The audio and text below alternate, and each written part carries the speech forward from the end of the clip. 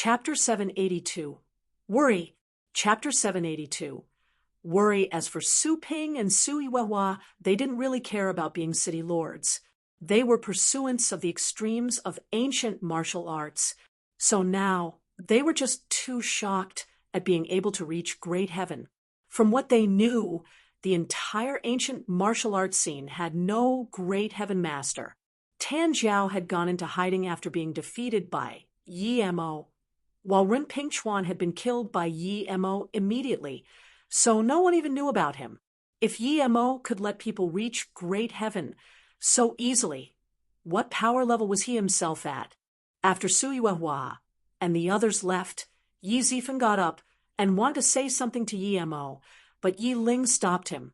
She knew what Yi Zifeng was going to say, and what Yi Mo was thinking. Dongfang Chong was dead, and what Dongfang Nana had done in Luo inexcusably deserved the death penalty. It wasn't suitable to beg mercy for her.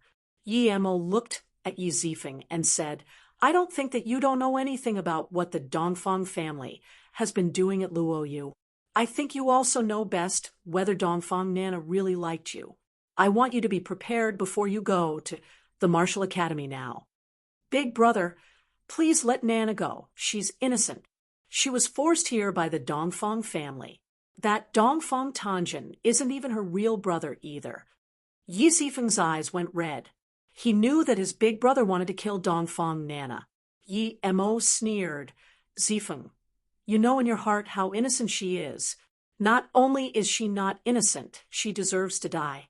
You're about to go to the Martial Academy, but you want to keep her so she can continue betraying Luoyu?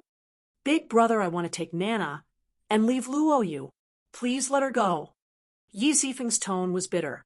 Clearly, Dongfang Nana was of greater importance to him than anything else. Yi Mo sighed. Yi Zifeng wasn't his real brother, but he had never treated him any different. It was impossible to keep Dongfang Nana in Luoyu City, but clearly Yi Zifeng's love for her ran deep, and it would be impossible to make him give up that woman. Yi Mo thought of Luo Ying, Ning Qingxue, and Mu Xiaoyan. It would be impossible for him to give up any of them too. Even if they did something wrong one day, could he kill them himself? Yi Mo knew he couldn't. If he couldn't do that, why force Yi Zifeng to do it? Yi Mo sighed and didn't say anything, but Yi Ling knew that Yi Mo was allowing Yi Zifeng to leave Luoyu, and her heart ached. "Second brother, let's leave now." Yi Ling pulled Yi Zifeng out. Yi Mo knew he could no longer kill that Dongfang Nana. Although he knew she was very fake, love was love. No one could explain it. If it wasn't like that, Yi Zifeng wouldn't have been dumb enough to be used and still be confused after it came out. He hoped that Yi Zifeng would take Dongfang Nana and start up a family by himself instead of going back to the Yi family. It would be no good for her to go to the Yi family. "Master, there will appear a path after arriving at the foot of the mountain. Some things are better left aside," Yu Eru comforted. Yi Mo came back to his senses and smiled. "Eru, you're right. Why think too much? By the way, I called you over to test your spirit root." Then Yi Mo took out the testing device and said, "Put your hand inside and use some inner chi." "Okay." Yu Eru did, as he was told, and 3 rays of light soon shone on the device. Earth, wood, and fire? Yi Mo frowned. A triple element spirit root wasn't good, and the testing lights of Yu Eru's spirit roots were pretty dim. "Master, what is an earth, wood, and fire spirit root?" Yu Eru asked. Yi Mo said, "What I cultivate is very complicated. You've followed me for this many years, yet I haven't taught you anything. Herbs are just one of many fields I am proficient in, and I actually don't cultivate ancient martial arts. What I cultivate in is called truth cultivation. It's a very boring thing, but if you cultivate it to the extreme, it is far superior to ancient martial arts. Are you interested in learning it?" Yu Eru immediately said, "Master, I am willing." "Okay," Yi Mo nodded. "Remember, you must not tell anyone what I teach you. I have one other disciple, And although you followed me first, strictly speaking, he's the first disciple I've thought truth cultivation. Master, I don't mind what number disciple I am. I just want to follow Master and learn truth cultivation. But what if Xiaozhen sees what I'm cultivating? Yu Eru asked. Yi Mo smiled. She's your wife, so if she's willing, you can teach her. Just remember to keep it a secret. Now pay attention. What I'll be teaching you is the primordial fortune chant. After Yi Mo finished teaching Yu Eru, he left him with some pills. Around that time, Yi Ling came back. Yi Ling, let Zifeng stay, but don't let him be involved with Luo Yu's matters. Just let him do some business, Yi Mo said. Yi Ling shook her head. Second brother says he owes you a lot, but he still wants to leave Luo Yu. Yi Ling suddenly smiled and said, don't worry about him. He can bring enough money to start a business again. With his wits, they will live a good life if Dongfang, Nana, wants to live well. And I also think that it's better that he leaves Luo Yu. Yi Mo nodded and cast the matter aside, asking, do you know where Bei Wei and company went? Yi Ling's eyes went red. They are all capable of cultivating, but I am not. Since they can all fly, they went to look for you and left me alone at Luo Yu. Do you have a way to contact them? Yi Mo asked. Yi Ling shook her head. When they just went out, I could still contact them, but it's been 2 years since I last had contact with them. Do you know where they went then? Yi Mo immediately asked. Yi Ling shook her head. I can only guess. When I was with them before, Sister Luo Ying said you might have gone to the small world, and Sister Luo Fei knew where the small world was. A while ago, as Luo Fei started becoming more and more disappointed with Luo Yu, she left Luo Yu City and went to find Luo Ying and Qingxue. But I can't reach her by phone anymore either. Not good. Yi Mo suddenly remembered that some people had been trying to go in when he was trying to leave the small world. It must have been them. Chapter 783. Illegitimate Child. Chapter 783. Illegitimate child thinking about that blood-sucking formation. Yi Mo was scared. He had been able to escape it because he knew what to do, but what about Luo Ying and company? But then again, they should be fine. Otherwise, he wouldn't be seeing just rocks when he first came out. Thinking about that, Yi Mo rejoiced that they were fine. Since they were in the small world, Yi Mo didn't have to worry. Their power should be adequate in the small world, although that 7-star formation was in a dead state. When his formation skills reached a certain level, he could rebuild it. What's wrong, brother? Yi Ling asked worriedly. Yi Mo waved his hand. It's fine. They went to the small world. After I finish dealing with things outside, I will go in too. Huh? You'll be leaving too, brother? But I dash. Yi Ling almost started crying.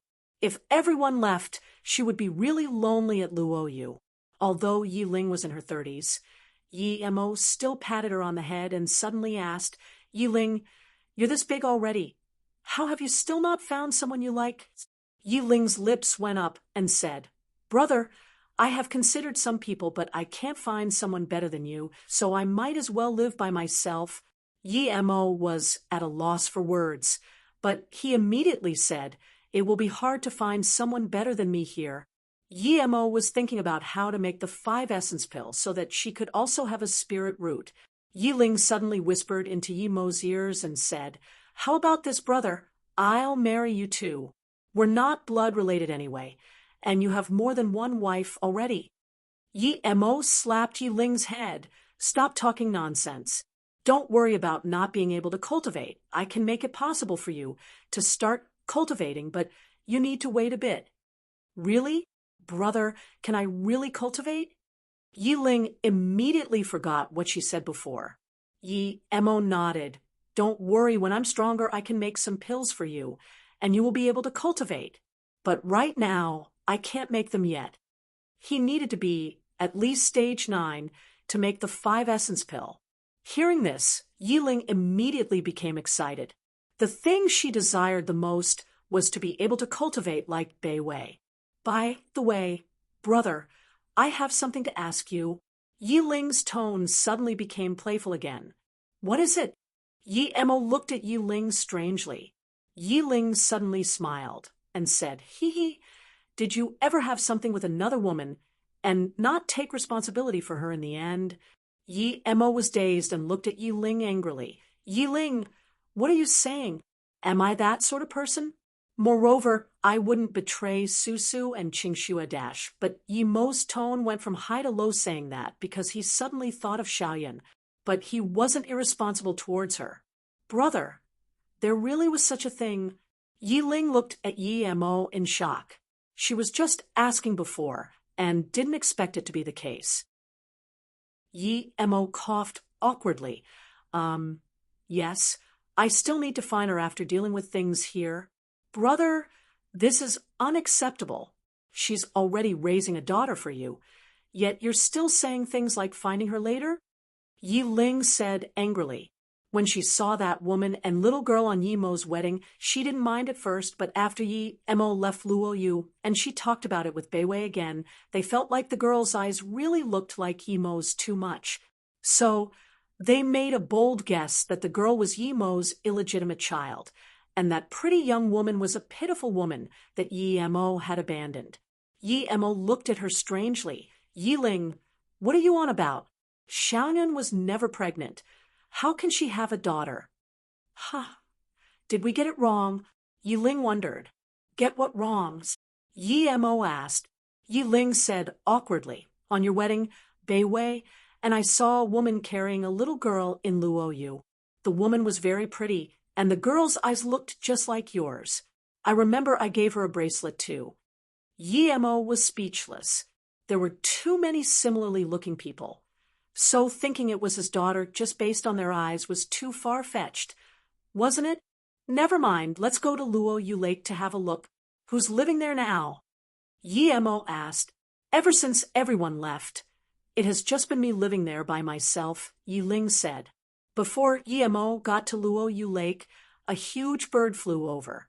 Qingxue didn't take Silver with her? Yi Mo asked. No, they were planning on coming back quickly. So Silver has been staying with me. Yi Ling hugged Silver. By the way, brother, 5 years ago, Sister Jean Gwen, and a girl called Qi Wanqing came looking for you, but you never came back, so after staying for a while, they left Luo Yu. Yi Ling suddenly remembered Su Jingwen. Yi Ling knew what Su Jingwen's feelings were, and felt bad for her. Yi Mo also felt guilty, but he couldn't stop these things. 3 women were already enough for him. Where did they go? Did they just stay for a short while? Yi Mo suddenly felt he should go visit them. Jean Gwen should be married after all these years. Yi Ling hesitated before replying. I don't know where Sister Jean Gwen went either, but she had been living at Ninghai. Last time she came, Sister Luo Ying taught her cultivation, and both of them were fit for cultivation. They stayed at Luo Yu for half a month before leaving. Yi Ling stay at Luo Yu and help City Lord Huang deal with Luo Yu's matters. I need to go out for a bit. After I come back, I will make the 5 essence pill for you. Yi Mo knew that Dongfang Wang couldn't cause too much trouble now, but he wouldn't feel comfortable without killing him. Yi Ling nodded, and then her phone sounded. Yes, Sister Yuehua. It's for you, brother. Yi Ling gave the phone to Yi Mo, President. This morning a cruiser was bombed on the Pacific. It left Luo Yu half a month ago and had a U.S. ambassador on board. It has been found that the bombs contained radioactive substances. Now, the U.S. is contacting us to deal with the matter, Su Yuehua reported. Chapter 784. Return to Ninghai? Chapter 784. Return to Ninghai. Hearing this news, Yi Mo immediately knew what had happened. Dongfang Wang had said there were 60 bombs, but Yi Mo had never found the last one. It seemed it had somehow been taken along by Luo Yu's ship. Moreover, this bomb hit the U.S. ambassador, which indicated that Dongfang Wang wanted to instigate a conflict between Luo Yu and the U.S. again, so that he could gain benefit from it. However, this meant that the bomb must have been left at the embassy to begin with. How had it gotten on the boat then? So either the ambassador didn't know, or perhaps his staff wanted to take something else, but accidentally took the bomb. What would they try to take from Luoyu? There couldn't be anything other than technological secrets. Yi Mo immediately said to Su Yuehua, check all recent border controls and check who signed this ship out. And also investigate every one of Luoyu's military science research base. All those who leak Luoyu's military secrets should be dealt with according to military law. Those who have been in close contact with the U.S. Embassy staff also need to be heavily investigated. Then Yi Mo continued, we should contact the U.S. regarding this immediately and also convey what Northern Sand has been doing to the Union. If the Union agrees, we can attack Northern Sand. If they don't want to be involved, we can pretend nothing happened. Also, make the decisions yourselves. Don't contact me unless Luoyu is about to fall.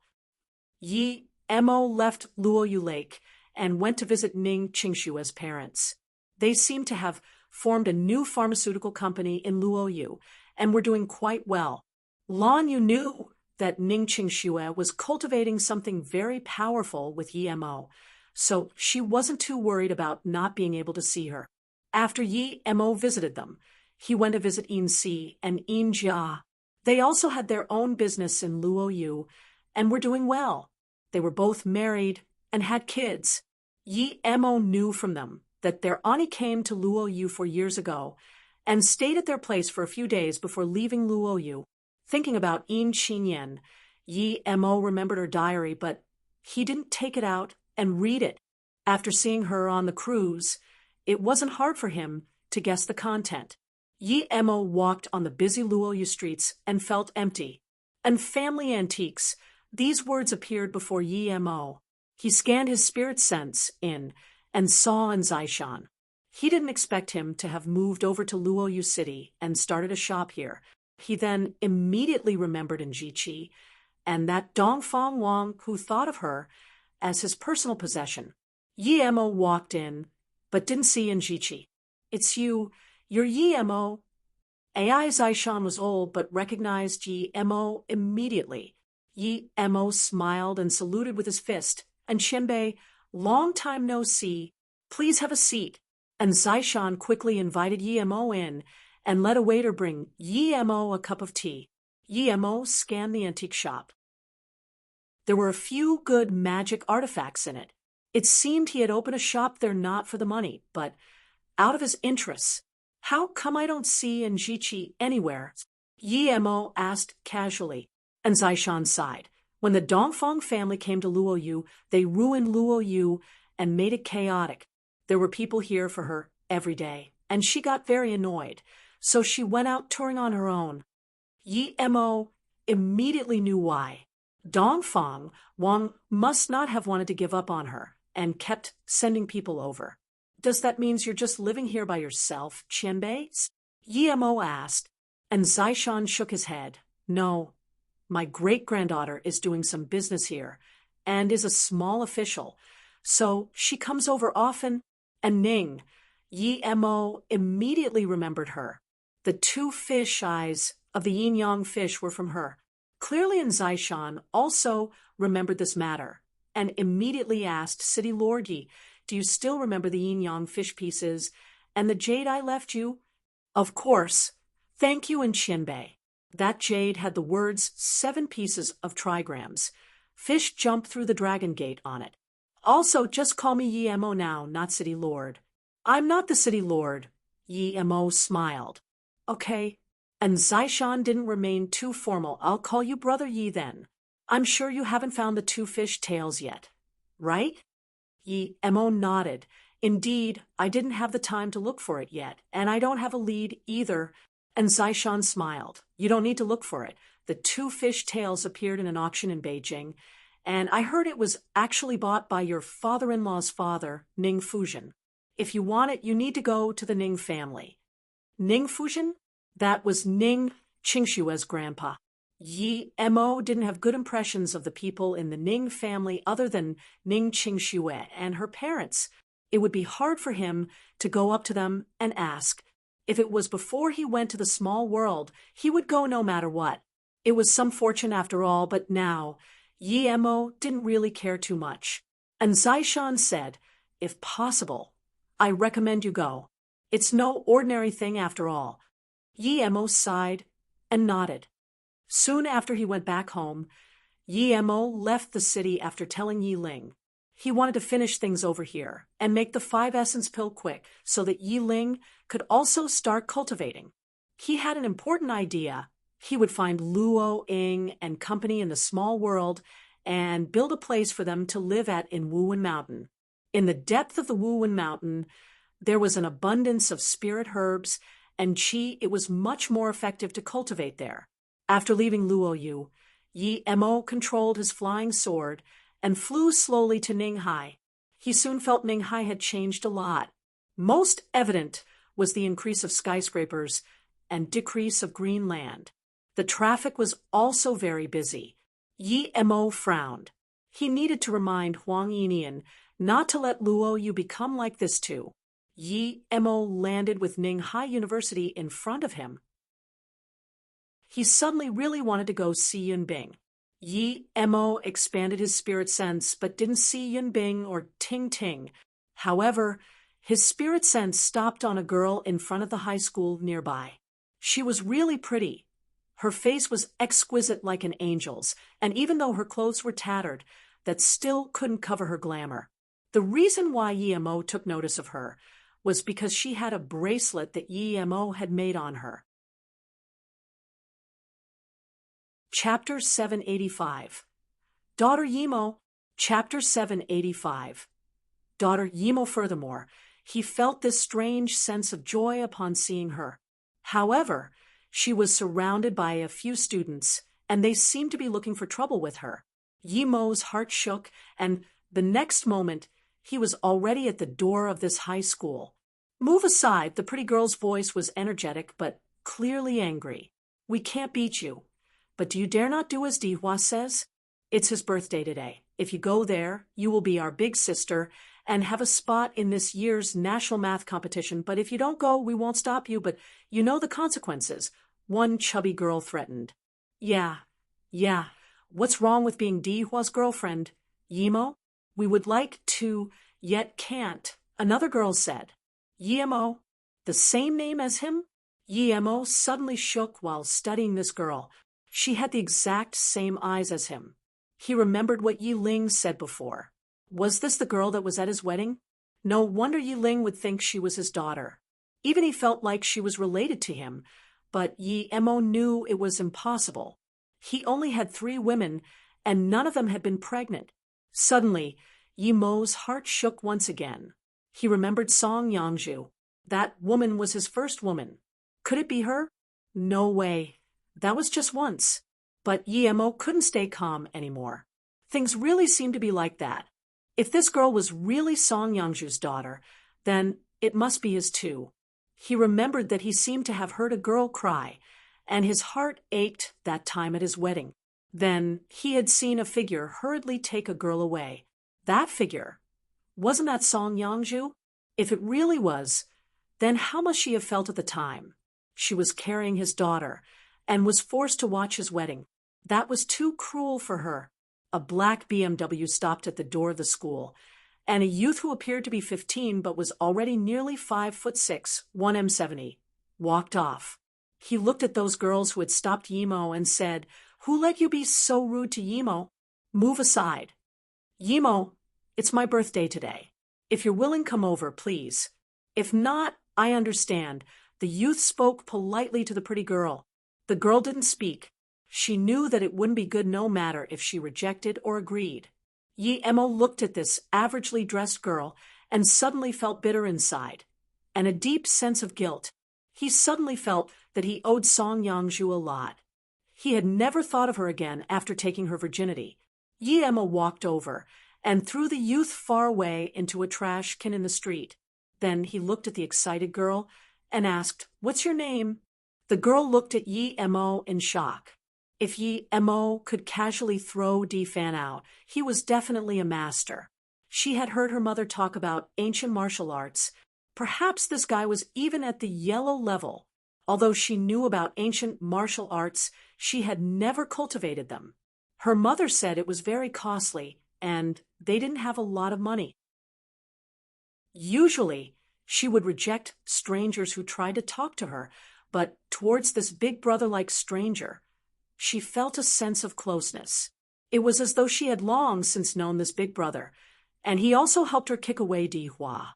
But the next moment, she pushed Emo worriedly. You should leave quickly. Dihua's bodyguard is very strong. Leave? You want to leave after hitting young Master D? A bulky man got out of the BMW. Seeing this, the girl got all the more worried. Meanwhile, Emo saw that his was a guy who wasn't even yellow level yet. Before this bodyguard could attack, he sent out a kick, using a little more force than before. This guy couldn't even defend himself, and crashed into the young Master D, who had just crawled up. This girl stared at what was happening in shock. Big brother, you're really strong. Emo waved his hand. I'm much older than you, call me uncle. What's your name? Emo thought, if she were Song Yangju's daughter, who should be at the black level, there is no way she wouldn't know how strong Song Yangju is. Had he guessed wrong? I'm Emo. As the girl said this, Emo was dumbfounded. His hands started shaking. Her surname was Emo? Emo looked at Emo's shaking and suddenly asked, Uncle, are you okay? Shouldn't you leave quickly? When the police come, you won't be able to get away. The D family are very aggressive. If they want you to go to jail, you will dash. Is your mother called Song Yangju? Emo reacted and grabbed Emo's hands as he asked shakily. Emo pulled her hands away and said in anger, Uncle, what are you doing? And how do you know my mother is called Song Yangju? Emo looked at his daughter who had patches on her shoe and suddenly felt tears welling up. Song Yangju had given birth to his daughter, yet he had never even bothered trying to find her. Although Song Yangju was an ancient martial artist, she had never acquired the necessary skills to survive in everyday life. He could tell from Emo that they weren't doing too well. Those who didn't keep cultivating ancient martial arts would regress in power. Perhaps she was a yellow level now. As for why she had come to Ninghai, Emo could tell from his daughter's name. She knew that he had lived at Ninghai before, so she also came here. She no longer had any hatred for him. If she did, she wouldn't call her daughter Emo or have come to Ninghai. TL note. Emo in this context means in remembrance of Emo. Emo felt a strong sense of intimacy from Emo, and she even noticed the tears in the corner of Emo's eyes. She just wanted to ask something when Emo grabbed her hand again and said in self-reproach, I am so sorry, Emo. My name is Emo. Perhaps your mother hasn't told you, but Emo, you're my dad. Emo suddenly went into Emo's arms and started crying, while thinking, Mom was right. Dad went out, but he would be back. And now he really is. From now on, she would be someone with a dad, too. No one would be able to call her an illegitimate child anymore. She had heard Emo's name countless times. Every time her mother told her about her father, she would only say her dad was very strong and that he took her mother to the Nei snow mountains. Nothing else. Yes, I'm your dad. Emo hugged Emo and murmured. He couldn't explain what he felt at that moment. Joy, self-hate, anxiety, excitement, etc. Luckily, he had come to Ninghai this time, or perhaps he would never know he had a daughter. For the first time, he felt this feeling of an extension of his life, his daughter. The police cars had surrounded Emo by then, yet the two were too immersed in the joy of their reunion that they didn't even notice. Cousin DZ, are you okay? A young woman's voice sounded. Emo saw a girl younger than 30 quickly walk towards Dihua. Dihua was helped up by the police, and that bodyguard was taken on the ambulance. Sister Kai, that person is too aggressive. He stole my girlfriend and beat me. Dihua cursed at Emo. You beat him. This Sister Kai looked at Emo coldly. Chapter 786. The only thing. Chapter 786. The only thing Yi Mo smiled, and could tell that this woman was no ordinary person. At the very least, she was an ancient martial arts cultivator, and she was at the yellow level primary stage. The police were about to attack Yi Mo when the woman waved her hands to stop them, as though waiting for Yi Mo to reply. Yes, I did. But to me, this isn't a beating, because if I actually beat them, they would only be exhaling now and not inhaling anymore, Yi Mo said in contempt. The woman frowned as her eyes sharpened. Aren't you very cocky? Yi Mo smiled casually. If you want to fight without asking why. I will be more cocky than you can imagine. Yi Mo was ready to fight the woman, because he knew that those who cultivated ancient martial arts followed the law of the jungle and liked to talk with their fists more than him. However, this woman didn't attack and frowned upon seeing how fearless Yi Mo was. She turned to the young man and asked, DZ, is she the one you want to be your girlfriend? She pointed at Yi Mo, who was still in Yi Mo's arms. Yes, Sister Kai, I really like her. I want to take her home. She's really pretty. I must have her. I promise to have her as my sole girlfriend. I can give up on my current one. Di Hua said desperately to him, as long as Sister Kai was here, everything should be easy. The woman looked at Yi Mo, and her face eased a bit. She looked at Yi Mo and said, Who are you to this girl? Although DZ is only in year 12, he really likes this girl. This is their fortune, and DZ would not mistreat her. I think dash, piss off. Yi Mo yelled coldly and slapped out twice. Yi Mo slapped that kid Di while flying, and before he even landed, his teeth landed first. There were 2 slap marks on his face, with blood seeping where the palm prints were. Even his ears started to bleed. Yi Mo said coldly, That pig of yours does not deserve to associate with my Yi Mo. Yi Mo was really furious. Yi Mo was his daughter, and she was only about 13 now, yet this bastard wanted her to be his girlfriend and take her home. Yi Mo really wanted to kill them right away, but he couldn't kill right now. If he did, then the news of Luo U City's Yi Mo killing someone would be broadcasted all over the world. And even if he could mask his face completely, he didn't want to kill in front of his daughter right after reuniting with her. If he hadn't come to Ninghai and found her, his daughter wouldn't have been able to escape and would fall into that kid's hands eventually. That youth was clearly not a good guy, and their family was apparently quite powerful too. Song Yangzhu and Yi Mo would never be able to beat them. You, Sister Kai pointed at Yi Mo, shaking with anger. You're a mere yellow-level primary stage. Stop making a fool of yourself in front of me. I should be the one looking for trouble with you, and the only reason why I'm not is because I'm not in the mood for it. But if you ruin my good mood, I will come look for trouble, and you'll regret it then. The woman stopped her urge to attack. She suddenly had a bad feeling. Yi Mo really wasn't in the mood for these meaningless matters. He had just reunited with his daughter. By the time the police reacted, they found that Yi Mo had already left. They felt like Yi Mo had walked away slowly, yet he had already gone so far in one go. The police looked at Sister Kai, waiting for her order to capture Yi Mo. The woman opened her mouth, but by the time she came to her senses, Yi Mo was gone. She knew she had met a master today. You guys go back for now. She knew the police couldn't deal with people like that. She had to get revenge, but it wouldn't involve the police. This person was very strong, but if the Baoshi Hall of Ninghai could be so easily abused, then they wouldn't have the status they had, or be able to dominate Ninghai like they did.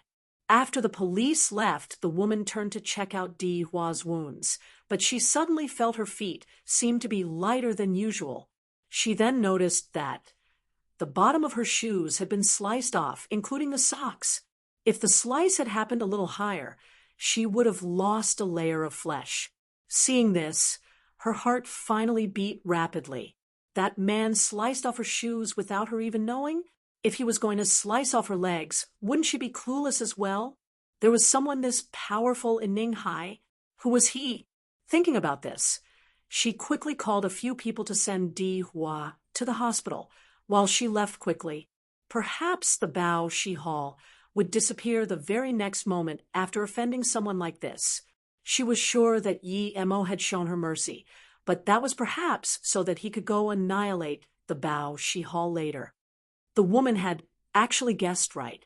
Yi Mo did intend to kill Di Hua later, but clearly he didn't have the time now.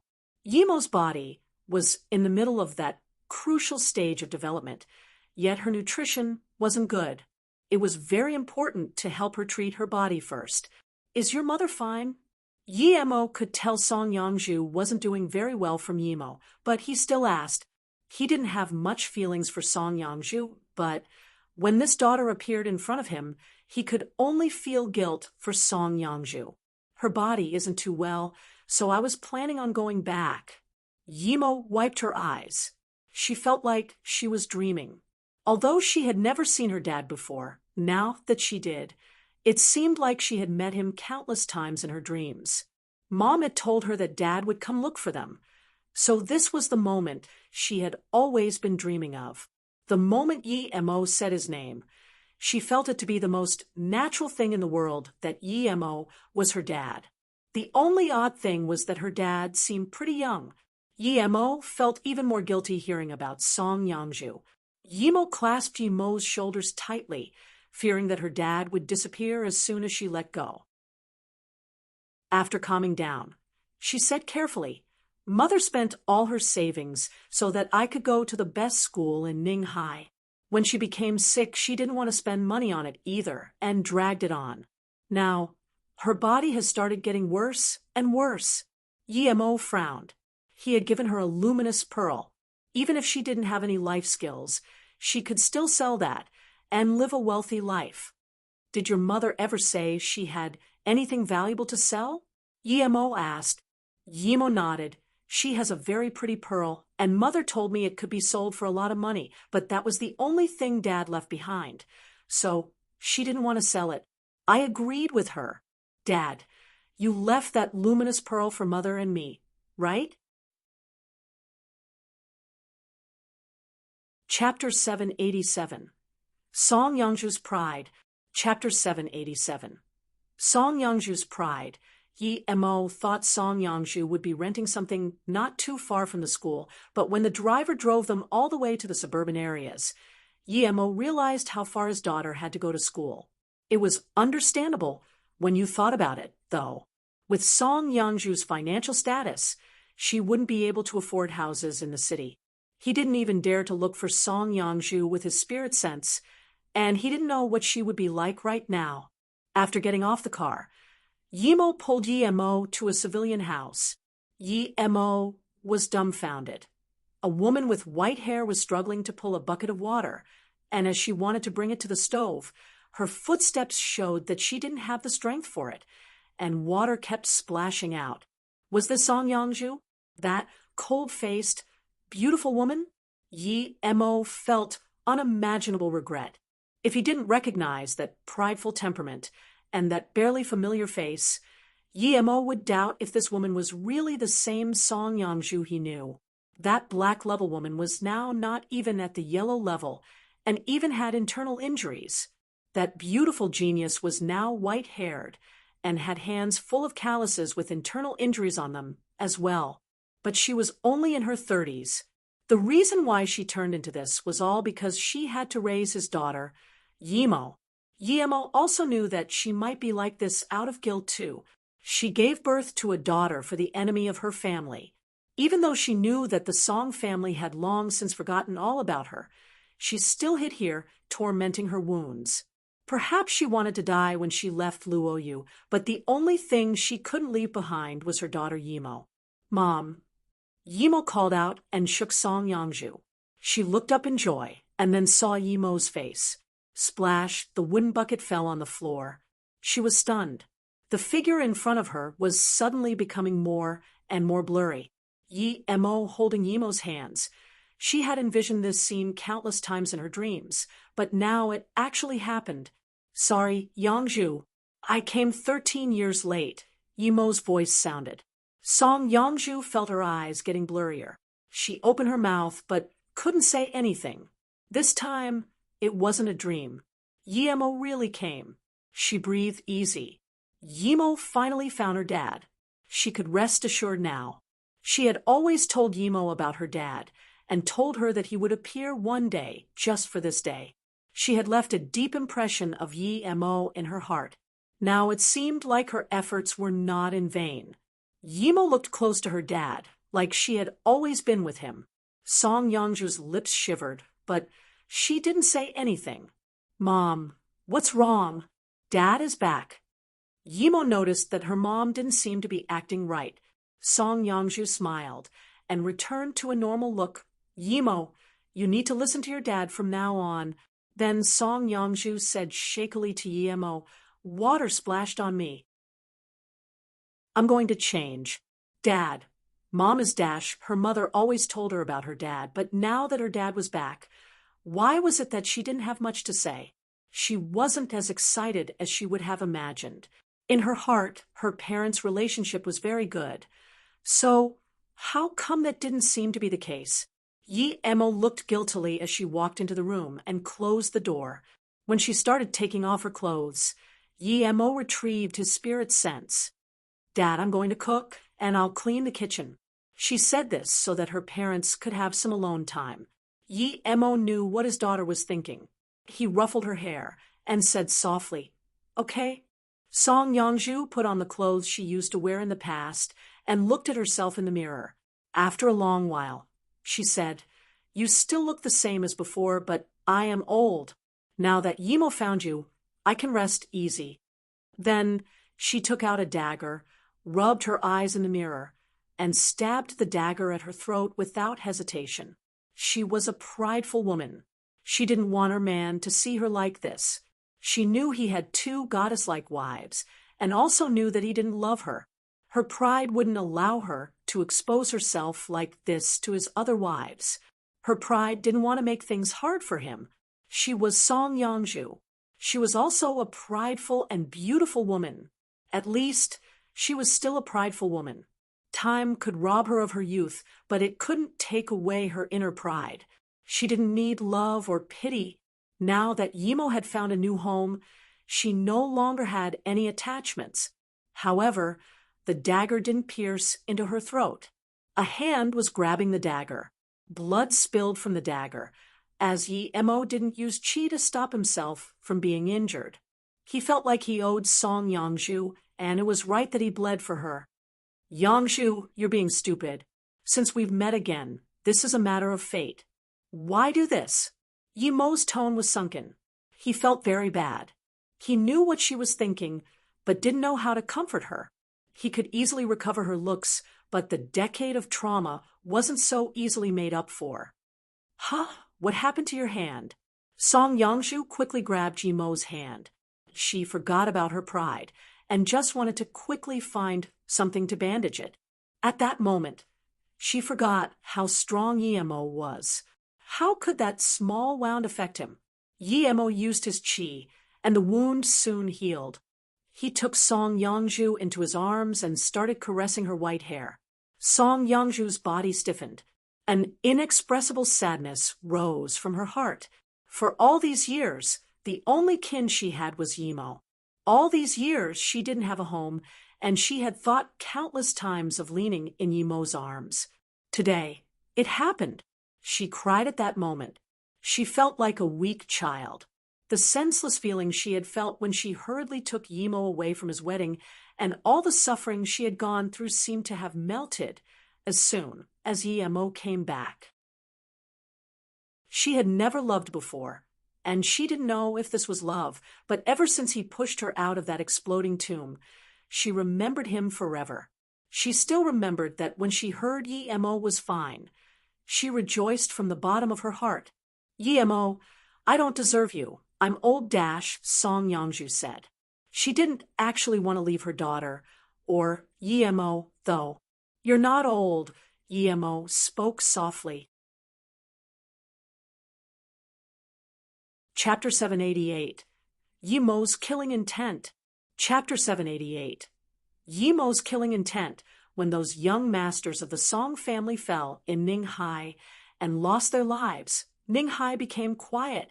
Even the mobsters didn't dare to be cocky because they knew there was a YMO in Ninghai. However, this situation was broken 8 years ago.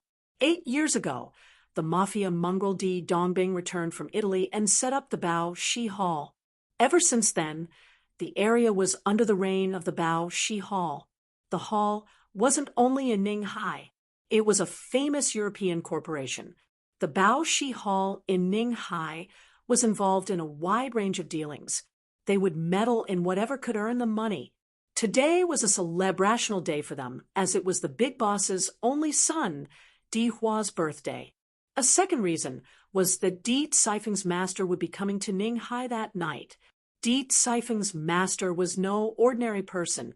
What Di Dongbing was most satisfied about was not spreading his corporation all over the world, but knowing Di Caifeng's master.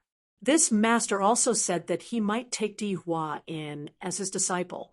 At this moment, a hurried footstep broke his train of thought, and Di Dongbing frowned. Already back when he was still in Italy, he had told his men more than once to always stay calm and not be in a rush. "What is it, Li Ping?" Di Dongbing asked with a frown. Lu Lipin was his most useful man in Ninghai, and he was quite vigilant while being strong and loyal at the same time. That was why he kept Lu Lipin by his side. Lu Lipin shouldn't be this hasty normally. Lu Lipin's face was very excited. He saw his boss's tone and knew that he was acting too excited, though, so he quickly calmed down and said, "Big brother, didn't you say before that master was going to come, but we didn't have a present? Today, I heard about a very precious gift." Even Di Dongbing got a little excited now and quickly asked, "What is it?" "A luminous pearl." Lu Lipin said excitedly. "What? A luminous pearl?" Di Dongbing shot straight up. That was something legendary he had heard about a long time ago already. He saw one in an auction more than 10 years earlier at Paris. That pearl came from China, and it was sold for $500 million US. He still remembered the soft light it emitted in the dark. What present could be more precious than a luminous pearl? If it really was that, he wondered if he would even be willing to give it away. But thinking about who that master was, he immediately knew that he would get more if he gave it as a gift to that person. "Yes, a luminous pearl," Lu Lipin said in reassurance. "Where is it? Get it immediately and use all means necessary." Di Dongbing ordered. "Big brother, we don't even need to spend money on it. We saw it on an ordinary woman. Her husband just came back today. He found it randomly and left it with her. This family is very ordinary, so if we want it, we only have to dash." Lu Lipin made a slicing motion across his throat. Di Dongbing frowned. With his many years of mafia experience, he felt that people who had something like the luminous pearl shouldn't be ordinary. "Where did you get this information?" Di Dongbing returned to his calm tone. Lu Lipin said, "I got it from a taxi driver. He took 2 passengers today, a father and daughter, and the daughter said her mother had a luminous pearl but wasn't willing to sell it. From their conversation, the driver inferred the man had given it to his wife." "Are you sure that's true?" Di Dongbing asked in excitement. Lu Lipin nodded. "Yes, from what the girl said, she knew that they could sell it for a lot of money, though. And she also confirmed with the man whether he had given it to her mother." "Okay, then." Di Dongbing yelled in joy and said, "Bring it immediately. Since they know it's a luminous pearl, they won't sell it easily. Do things clean and don't cause trouble." "Yes, big brother, don't worry. They're just ordinary people. Even if they're public figures, we can do it cleanly," Lu Lipin affirmed. Yi Yimo was cleaning the kitchen and remembered that her parents were still inside. She secretly went by the door and saw her mom in her dad's arms and quietly closed the door before going to cook. She was really happy. It was said that kids from poor families matured early. Although she was just in 7th grade, she understood very clearly how tough her mother had it. Yi Emo knew that Yimo had come take a peek, So he patted Song Yangju's shoulders and said, Yangju, let's go out and eat. Yimo is cooking, but I'll tell her to stop. We will go out to eat tonight. I have a surprise for you at night. You and Yimo can live with me from now on, so don't think too much. I will give back what you have lost these years. Song Yangju didn't really know what that meant, but her face went red thinking about the surprise at night. Yimo, stop cooking, we'll go out to eat tonight. Yimo brought Song Yangju out and felt a sense of satisfaction seeing his daughter. Really? Yimo looked surprised and joyful. She remembered the delicious smells of the dishes she smelled every time she walked past restaurants, and now her dad was going to take her out to eat. Yimo pulled Yimo lovingly into his arms again. When they were both in his arms, Yimo thought that happiness could be so simple. Dad, I'm going to change into a pretty set of clothes then. Yimo saw that her mother had changed clothes and said. Yimo rubbed her head and smiled. No need, I'll take you to buy the best-looking clothes in Dash. Suddenly, Yimo stopped. His spirit sense scanned a van driving over. The reason why Yimo took notice of it was because he knew one person in the van. It was their taxi driver. He was clearly showing the others the way, and it was towards Song Yangju's house. Yimo also saw 3 men with guns in the van. Why were they bringing so many people with weapons there? Did that woman call for them? He hadn't had time to look for her yet she came to him? But soon, Yimo realized it probably wasn't her. There wasn't even a yellow level aboard the car. She would never let ordinary people take him on. Soon, Yimo realized what the problem was from their conversation. The driver had overheard them talk about the luminous pearl, and so they brought these people to rob the luminous pearl. Thinking about this, Yimo's killing intent rose. Luckily, Yimo had spoken about it in front of him. If it had gotten leaked before today, they wouldn't even be alive, and Yimo would never even know he had a daughter. Yangju, pack your things with Yimo actually. I'm going out for a moment, but after that we can leave, and when we do, we don't need to come back here anymore. Yimo patted Song Yangju and left. Chapter 789. I also want to cultivate. Chapter 789. I also want to cultivate. Someone's blocking the road. The driver suddenly slammed the brakes as he informed Lu Lipin. Before Lu Lipin could say anything, that taxi driver leading the way said, That's the man I was talking about. Lu Lipin heard this, and his heart skipped a beat. In that instance, he had a bad feeling. This person didn't look like an ordinary person no matter what. He actually seemed to know their purpose and must have stopped their van on the way because of it. Before Lu Lipin could say anything, Yimo already opened the door. No one knew how he opened the door, but the 4 people aboard looked at Yimo in a daze. It seemed like they weren't the robbers, but this guy who went on their van without their approval was the robber. You guys probably want this, right? Drive the car to the side of the road, Yimo said after taking out the luminous pearl.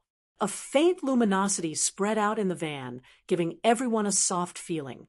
Luminous pearl? Lu Lipin called out in joy. No matter what, this luminous pearl was real. The next moment he wanted to rob it, but he immediately stopped himself. Drive the car to the side of the road, Lu Lipin pointed at a distant corner and said. Lu Lipin's words made the rest of the men subconsciously clutch their weapons. Although they didn't know why Yimo brought the luminous pearl on the car like that. It was a fact that the luminous pearl was about to be the bow she hauls. Yimo put the luminous pearl away. Soon, the car stopped at the corner. Lu Lipin just wanted to take out his gun when he saw a few red lights flash by him. And the other 3 couldn't even take out their guns before they were surrounded by balls of fire and died. By the time Lu Lipin processed what had happened, he saw Yimo looking at him with a scornful smile. Those men who had been alive just moments earlier eventually disappeared into dust. They couldn't even scream. If he hadn't seen it with his own eyes, he would never believe such a spiritual incident. Lu Lipin couldn't stop shivering. He had experienced bloody battles, but never had he witnessed a scene as shocking as this. "Where are they?" Lu Lipin subconsciously asked, and then immediately felt that he sure was dumb. "Was it your idea to take my luminous pearl, or is there someone behind you?" Yemo asked. If it wasn't because he wanted to ask this, Lu Lipin would be dead already as well. Lu Lipin's teeth chattered. He didn't even dare to lie, and answered, "It was my big brother, Bao Shihol's Di Dongbing." Di Dongbing? Yemo didn't know this guy, and he didn't want to know. Right now, what mattered wasn't to go look for trouble with that man, but to go eat with Yemo and Yangzhu. He casually threw a fireball at Lu Lipin and left the van. Song Yangzhu and Yemo barely had any belongings.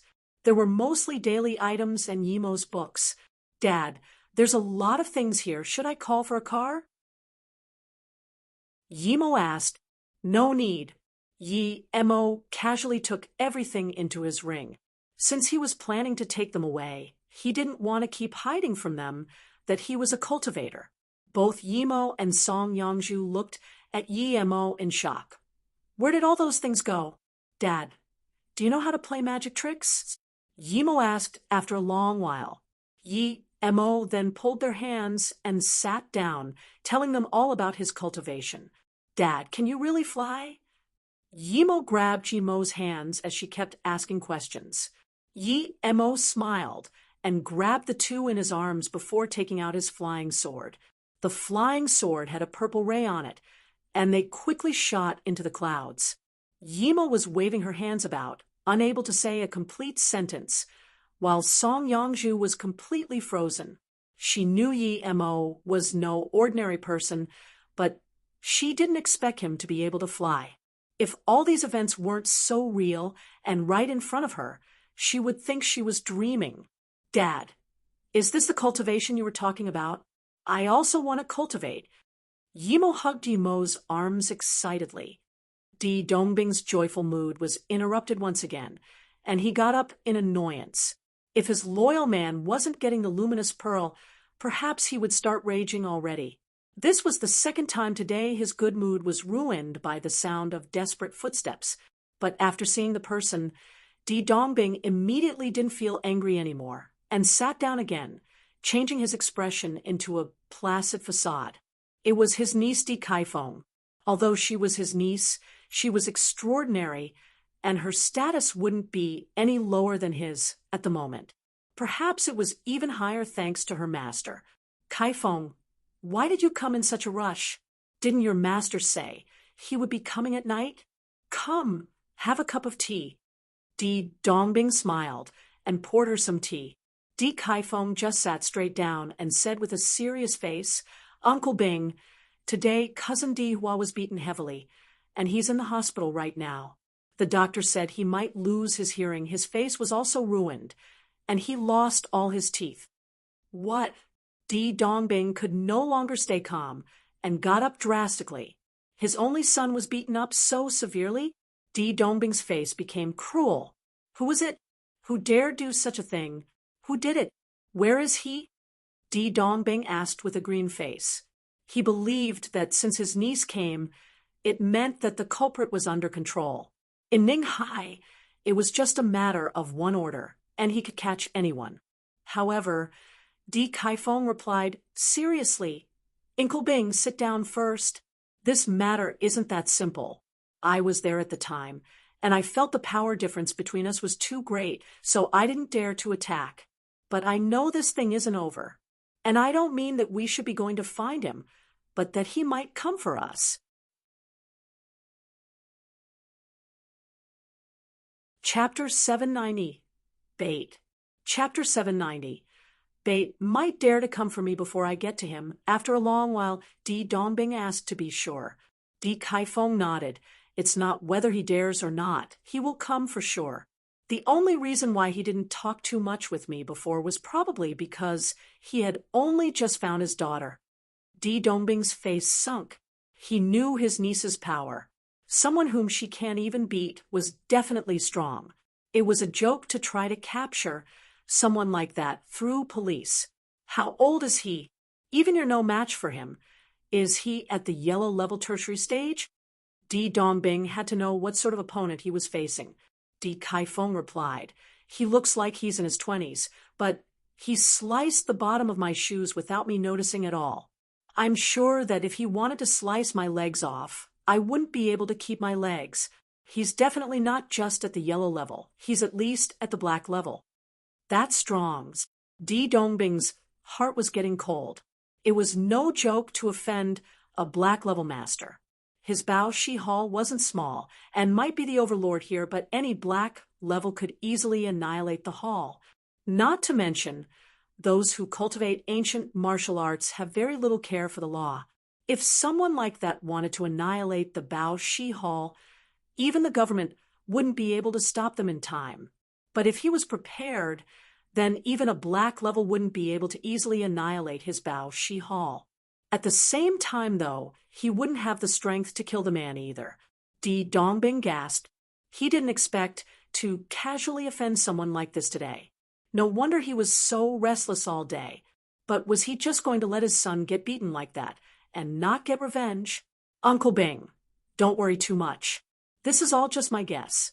It's very rare for someone to reach black level before 30. Besides, even if he is black level, the Bao Shi Hall doesn't have to fear him, Di Kaifeng said. Di Dongbing nodded. I'm not scared. Although we don't have black levels, we're not just for show either.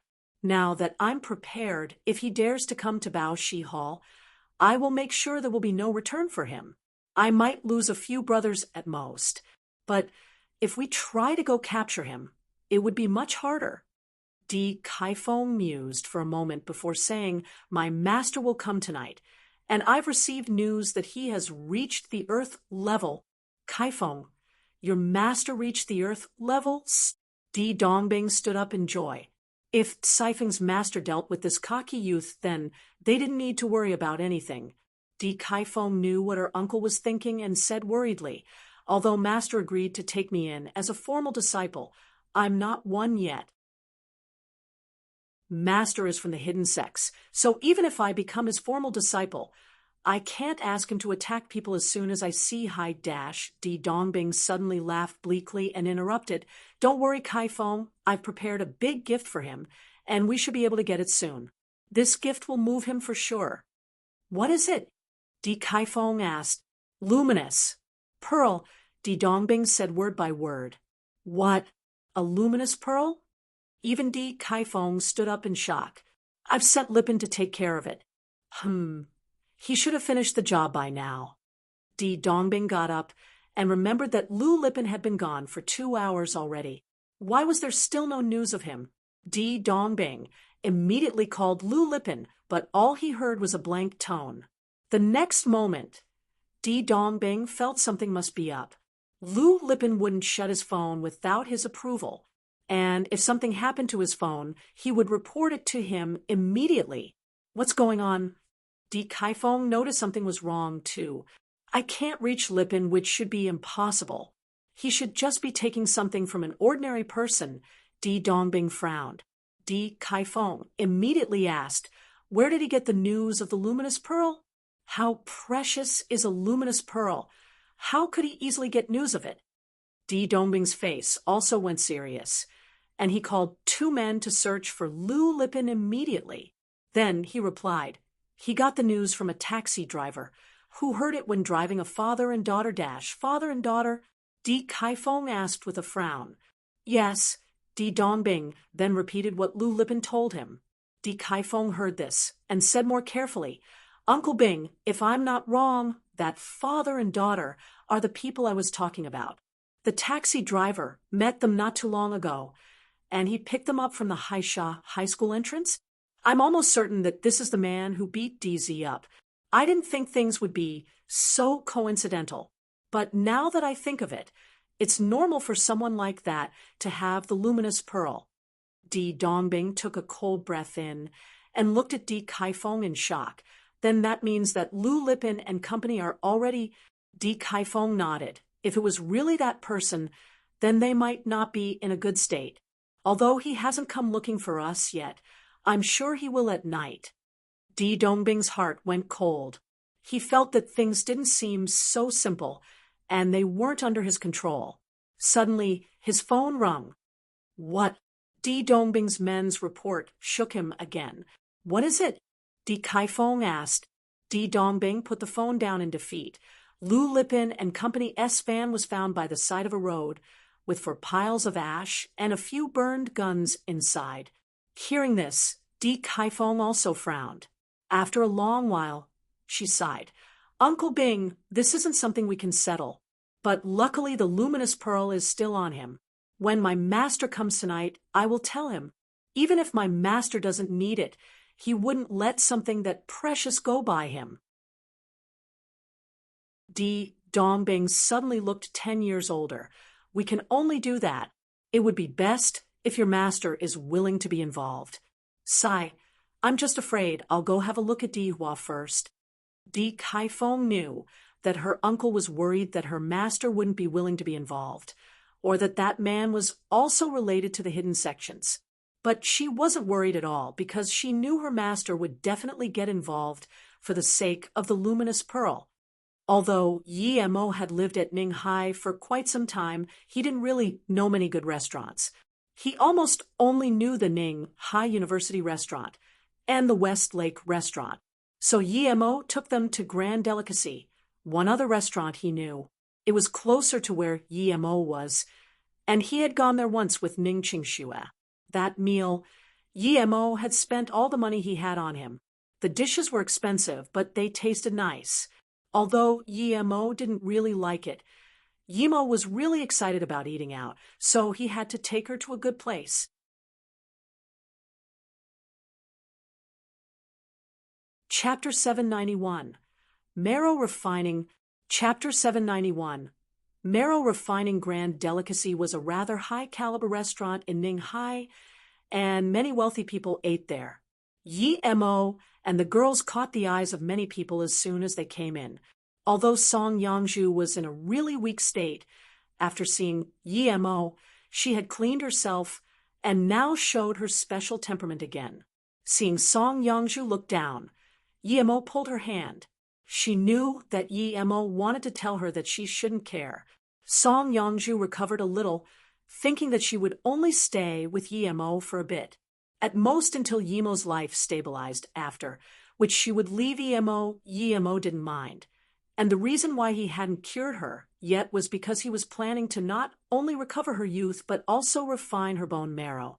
Before that, he didn't want to casually treat her. Yi Mo called for a room. Facing a table full of delicious food, Yi Mo forgot about wanting to cultivate and focused on eating while urging her mother to eat. Song Yangzhu ate very little, but she was very happy seeing that Yi Mo was happy. She had been living a hard life these years, but she did come from a wealthy family after all. Dad, was this where you lived before? Mom seemed to have shown me this place once. Yi Mo said outside Yi Mo's house in Ninghai. Song Yangzhu's eyes went red. She remembered she took Yi Mo there once when she was only 5, and yet she still remembered. Yi Mo patted Song Yangzhu's hand and said to Yi Mo, "Yes, Daddy used to live here." Yi Mo took them inside. The flower pots didn't have a lot of weed, and the house was cleaned rather well. Yi Mo could tell that there were frequent visitors here. It was either Su Jingwen or Yun Bing, but they were both not there at the moment, and Yi Mo didn't use his spirit sense to search for them either. Seeing the flower pot, Yi Mo sighed. It seemed like every woman related to him had been to this house except for Xiaoyun. Yi Mo went inside the house and used a few cleaning spells before saying to Yi Mo, "Sleep in the West Room tonight. I need to treat your mother's wounds. So don't disturb us if there's nothing important." Yi Mo meant what he said, but both Yi Mo and Song Yangzhu misunderstood him. Yi Mo poked her tongue out and made a face at Yi Mo as she agreed. Then she snuck into the West Room. She thought that there must be a lot of things Dad and Mom want to talk about. It wasn't good for her to be in between them. Song Yangzhu blushed, seeing her daughter leave. She thought she was prepared for what Yi Mo was planning, but she wasn't mentally prepared at all. Mentally, she was still the same girl as a decade ago. She wanted to sleep with Yi Mo and Yimo together, but when she opened her mouth, she didn't end up calling her daughter. In the depth of her heart, she also wanted to talk to Yi Mo privately, but even still, she was very anxious. To her, it felt like it would be her first time. As the last time, she wasn't really conscious. Seeing Yi Mo walk into the room, she felt a little worried. "What are you hesitating about? Come in." Yi Mo called out to her. Song Yongju was a little worried, so she rubbed her clothes and said after a while, "Should I go take a shower first?" Yi Mo pulled her in. "No need, you can do that later. Take these pills and take off your clothes before laying on the bed." Yi Mo gave a face-preserving pill to Song Yongju and said. Song Yongju hesitated and didn't take the pill from Yi Mo. However, she did take off all her clothes and closed her eyes as she crossed her arms on her chest and laid on the bed. Yi Mo looked at Song Yongju, who still had that snow-white skin, and a burning intensity rose in his stomach. This was the second time he saw the naked Song Yongju, but the first time he didn't have such desires at all. Although Song Yongju was skinny, her chest was still really big, even a little bigger than Xiaoyun's. Yi Mo realized that the reason why she could still keep such a body was her foundation in ancient martial arts. Yi Mo had only meant for her to take off her outer clothing. Why did she take off all her clothes? Yi Mo didn't think too much about it. Song Yongju was his woman anyways, so it was fine. He gave the pill to Song Yongju and said, "Open your mouth and eat the pill." Song Yongju opened her eyes with a blushing face and said, "I don't need to eat it. I should be fine. You can go ahead." Yi Mo looked confusedly at Song Yongju and said, "This is a face-preserving pill. I want to treat your wounds and can even refine your bone marrow for you. It would be more effective if you ate this pill before we STA-." But Yi Mo didn't finish and understood what Song Yongju meant. Immediately, love and care welled up in his heart. Song Yongju had probably misunderstood him. Although she was weak, she didn't reject him and took all her clothes off. Yi Mo leaned down and whispered into Song Yongju's ear, "Thank you, Yongju. Since you've seen Luo Ying and Qing Xue, I want you to be like them. Someone by my side. I'll treat your wounds first, and then—" Song Yongju finally understood that Yi Mo was really trying to treat her wounds. Thinking about how extraordinary Yi Mo was, she immediately knew that Yi Mo wasn't tricking her. Although she had misunderstood him, she didn't feel awkward at all due to Yi Mo's attitude. She didn't even put her clothes back on. The face-preserving pill gradually spread its influence throughout Song Yongju's body. Yi Mo then put a Lotus Life pill in her mouth. If he were just purely treating her wounds, Song Yongju wouldn't need to take off her clothes at all. But he had decided to refine Song Yongju's marrow too. When the two pills started applying their effects inside Song Yongju's body, Yi Mo took out 360 golden needles and started piercing Song Yongju's chakra points, helping her organize her meridians. Yi Mo even took out 12 spirit stones and made a simple spirit chi gathering formation in case he was lacking in cultivation essence.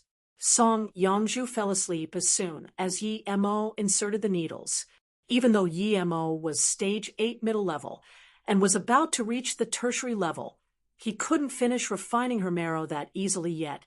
Luckily, Song Yongju was already an ancient martial artist, so her meridians were much easier to unblock than normal people's, or he would have to use many times the effort.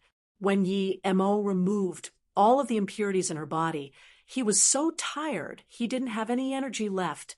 All the spirit chi inside the 12 spirit stones had been used up. Yi Mo looked at Song Yongju, who was fast asleep on the bed, and felt a sense of accomplishment.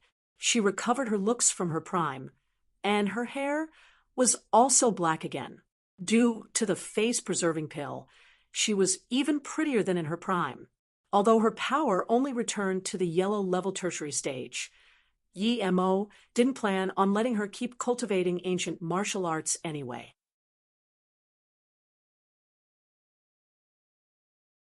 Chapter 792. Fiery Song Yongju. Chapter 792. Fiery Song Yangju. When Song Yangju woke up, she immediately noticed that she was fully naked and was shook. As a woman who didn't have a husband, she had always been very careful. She wasn't used to sleeping by someone's side, so it took her a moment to realize what was going on. When she turned and saw Yi Mo still sleeping by her side, though, she immediately felt relieved. But soon, she felt that something was different. Her body had become light, and her power had also reached the yellow level tertiary stage. She could easily reach the black level again. All her wounds had disappeared, and she found that her hands were smooth and silky like 10 years ago. Song Yangju quickly grabbed her hair, and what appeared before her eyes were pure black, silky strands. She remembered that Yi Mo said he was going to treat her last night. Was his treatment this powerful? Song Yangju could no longer keep calm. She knew all this was real. Yi Mo could even fly. What couldn't he do? Was he really an immortal? No woman wouldn't care about her beauty. No woman didn't want to show her prettiest side to the person she liked. She was no different, and Yi Mo had truly returned to her what she had lost. In her excitement and joy, she embraced Yi Mo and kissed him. For the first time, Yi Mo hadn't chosen to cultivate to recover his cultivation essence, and had chosen to sleep instead. When Song Yangju hugged him, he immediately woke up. Looking at her joyful face, he was also very satisfied. She had found her confidence again, and went back to the old Song Yangju. Thank you, Yi Mo. Song Yangju couldn't contain her excitement, and kissed Yi Mo's lips. Yi Mo had been separated from Mu Xiaoyun for so long, and hadn't seen Luo Ying and Ning Qingxue. Now that he was being wildly kissed by the naked Song Yangju, how could he resist it?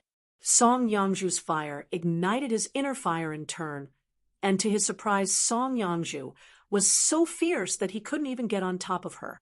When she enveloped his rod of fire, she frowned as it seemed a little painful at first, but that pain was soon gone, and she moaned in satisfaction.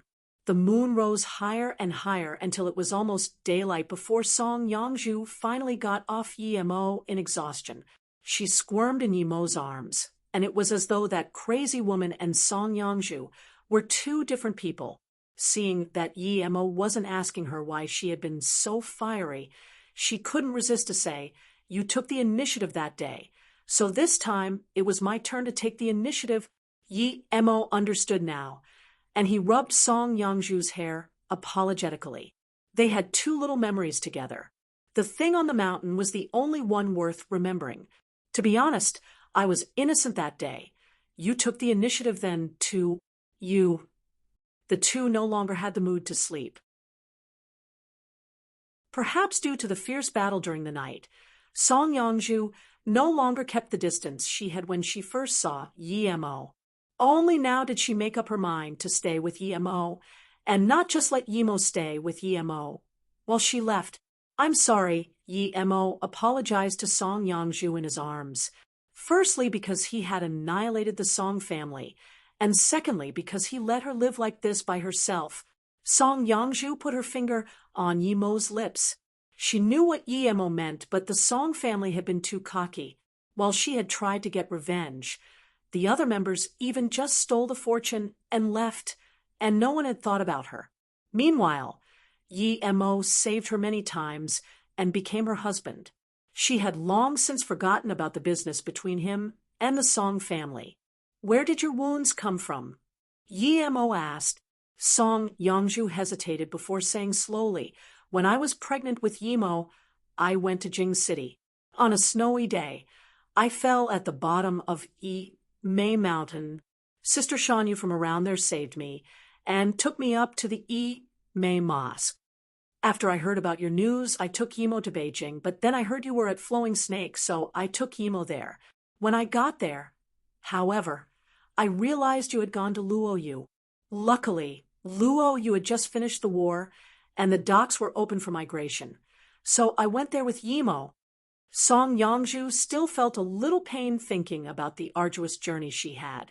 "Sorry, Yangju, when I saw your figure leave that day, It seemed familiar, but I didn't think carefully who it might have been. If I had, you wouldn't have gone through so much suffering. Yi Mo was very regretful. Song Yangju shook her head and knew that she had left no special feeling in Yi Mo's heart. She had never blamed Yi Mo for anything, as without Yi Mo, even though they had slept together, there wouldn't have been any special connection between them. I didn't have a place to go after leaving Luoyu, so I went back to Ime Mosque, but I saw Sister Shan Yu's and 2 other nuns' bodies there.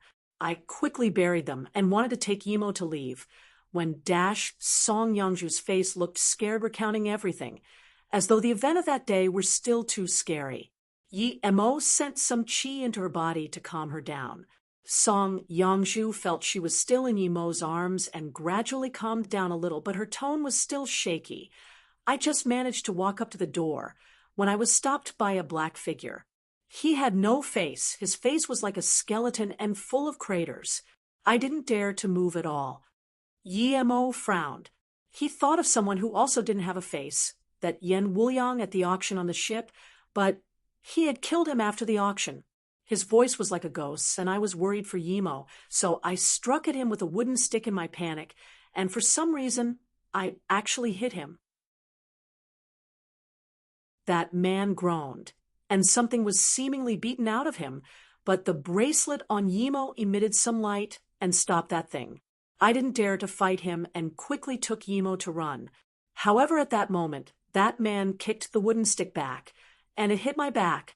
I spat blood but didn't dare to stay, so I left Imei Mountain as quickly as possible.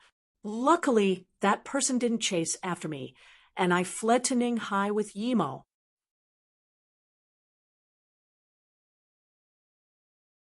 Chapter 793. Yi Mo's Danger. Chapter 793. Yi Mo's danger. The more Yi Mo listened, the more he felt like that black figure was the same type of person as the Yen Wuliang he met. Yen Wuliang was from the All-Gu sect. Everyone in that sect was a Gu master. So even if he was injured, he wouldn't let Song Yangju escape.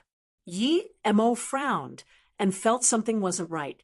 Song Yangju was injured and weak, but she didn't have any Gu planted in her. Yi Mo was certain of this. Yi Mo also seemed very healthy. What's wrong? Song Yangju saw Yi Mo frown and asked worriedly. Yi Mo put his hand on Song Yangju's back and ran his cultivation essence through her body again to check. He didn't find anything wrong. Song Yangju's body felt hot after that search, and she subconsciously hugged Yi Mo tighter. Yi Mo patted her back and said, "Let me go check Yi Mo too, because that person might be from the All-Gu sect." Yi Mo didn't feel safe and wanted to properly check Yi Mo. What's wrong with Yi Mo? Song Yangju was shook. To her, Yi Mo was much more important than herself. Yi Mo said seriously, "I suspect the person you saw was from the All-Gu sect. Everyone from that sect is inhumane and unreasonable, and they're very good at controlling Gu. I need to check if Yi Mo is fine." Seeing Yi Mo leave, Song Yangju immediately became worried. She had heard about the All-Gu sect from her master before. It wasn't a big hidden sect, but it was in Miaojiang, and because their means were so unpredictable, even the big 6 sects didn't want any enmity with them. "You're up already? Did you not sleep?" Yi Mo walked in and asked Yi Mo, "Dad, you're here. I just woke up. Are you going to teach me cultivation?" Yi Mo asked. Yi Mo smiled. "I will teach you for sure, but I'm busy today. Why don't you go out with your mom and buy some clothes?" "Then where's Mom's?" Yi Mo asked. "She will come over in a bit. Show me your wrist for now. Let me check how your body is." Yi Mo checked Yi Mo's face first. It wasn't very healthy, but it wasn't sickly either. She gave out her hand without hesitation. Yi Mo carefully searched all her chakra points and meridians with his cultivation essence, but he didn't find anything even after searching twice. Yi Mo breathed easy. Yi Mo should be fine. It seemed that the person was too heavily injured, and the bracelet protected them. Just when Yi Mo was going to take back his hand, he heard Yi Mo exclaim, "Mom, You. Yimo held her mouth and looked at Song Yongju in disbelief. Her mother became this young and beautiful. Was this her mother? She didn't seem this pretty 10 years ago. It must be Dad, using immortal magic to treat Mother. Yimo looked at her dad again, and her eyes were full of stars. She had to learn these things from Dad. Meanwhile, when Yimo screamed, Yimo felt something different on her. Mom, you're so pretty. You can be my big sister now. No, my younger sister. Yimo praised. She wanted her mom to relax. She could tell her mom looked younger, but her eyes were still tense. Song Yongju walked over and sat down by the bed, asking Yimo worriedly, "How is it? Is Yimo fine?" Yimo was checking Yimo's body for the third time and didn't reply to Song Yongju. His face grew worse and worse. He was sure that something was done to Yimo, but it wasn't a live goo. This thing was just a mark. Yimo was sure that the perpetrator had to have been no weaker than Rinsha, perhaps even stronger. "What's wrong?" Song Yongju asked worriedly. "Has Yimo been sicklish all these years, or ever shown anything out of the ordinary?" Yimo asked. Song Yongju shook her head. She actually felt Yimo was lucky, as she rarely got sick. But thinking for a while, Song Yongju said, "Yimo does get headaches every now and then, but each time she has a headache, I buy her a black chicken and make a stew with Tian Ma for her. She then always gets better a week later. This happens about 3 times a year." Yimo heard this and was sure that Yimo had something more powerful than goo bugs planted on her. Something called a pill goo. A goo master would plant a pill goo into someone's body, best if it was a child. The pill goo would do no harm to the body before it matured, but the day that it matured, it would kill the host and devour all of its life force and essence blood, forming into a pill-like goo. The master would then use this goo to make a pill for his cultivation. Rarely anyone used this due to the time frame it took to mature. Pill gus usually matured after 18 years. This meant that when Yimo turned 20, the goo master would come retrieve the goo. Hearing this, both Song Yongju and Yimo were shook. It seemed that if the black-clothed man hadn't wanted Song Yongju to raise Yimo until she was 20, the both of them would have been dead. Then what do we do? Song Yongju was so worried she was about to cry. Yimo patted Song Yongju and Yimo saying, "Don't worry, I can get it out. Yimo, lay on your mom and turn your back to me." It was very hard to plant a pill goo, and even harder to take it out, but to Yimo, it was still rather easy. This pill goo was near Yimo's right shoulder. Yimo sealed all directions it could escape to and sliced open an area of her shoulder. At the same time, his cultivation essence enveloped a pea-sized thing and put it into a vase he prepared beforehand. After this, he gave Yimo a lotus life pill and checked her carefully, making sure there was no problem, before finally feeling assured. Only Yimo could have the privilege of eating a lotus life pill for such a minor injury. Song Yongju saw Yimo take out the goo and finally patted her chest in relief. "I was so scared. I didn't expect there would be such bleak people in this world." Meanwhile, Yimo was raging with killing intent on the inside. He didn't care about Yen Wuliang's metal card anymore after going into the small world, but now it seemed he needed to go to Miaojiang and annihilate that all-goo sect.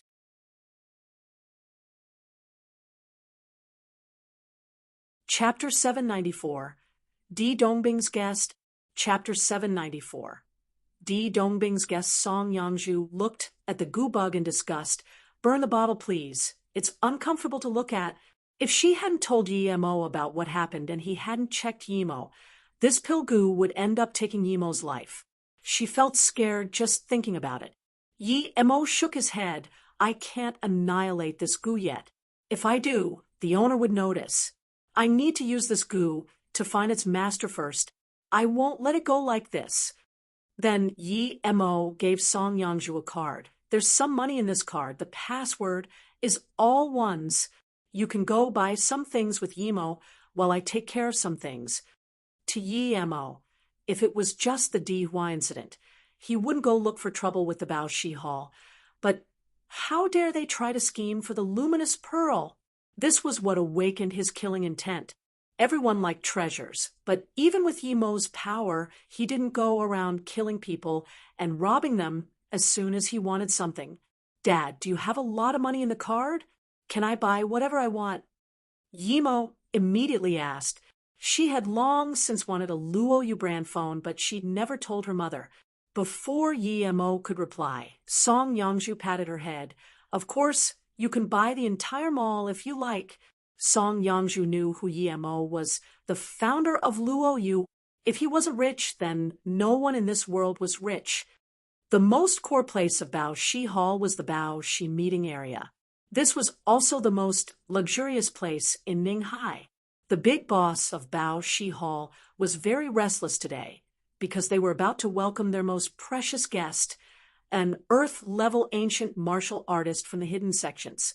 But the more he waited anxiously, the later the guest came. He didn't dare to leave the place, though, and at exactly 2 a.m., the guest arrived. Despite the time, Di Dongbing and his niece Di Kaifeng still stayed and had 2 beautiful maids serve the guest. The guest looked like he was only in his 40s, but Di Dongbing knew that this man was at least 60. In front of this guest, Di Dongbing no longer had that condescending temperament. He carefully talked with this guest, and Di Kaifeng was even more polite and obedient. She helped the guest peel a mango while talking to him. Not bad. You went from the yellow level primary stage to almost the tertiary stage. You have some talent. It seems you can come back with me to the hidden sects to cultivate. A pity you started cultivation too late. If only it was 10 years earlier. The guest took the mango and said, "Thank you, Master. My luck came too late. If I met Master earlier, perhaps I'd be at the yellow level tertiary stage already," Di Kaifeng said. "Ha ha ha," the guest laughed. He knew why he really took her in as a disciple.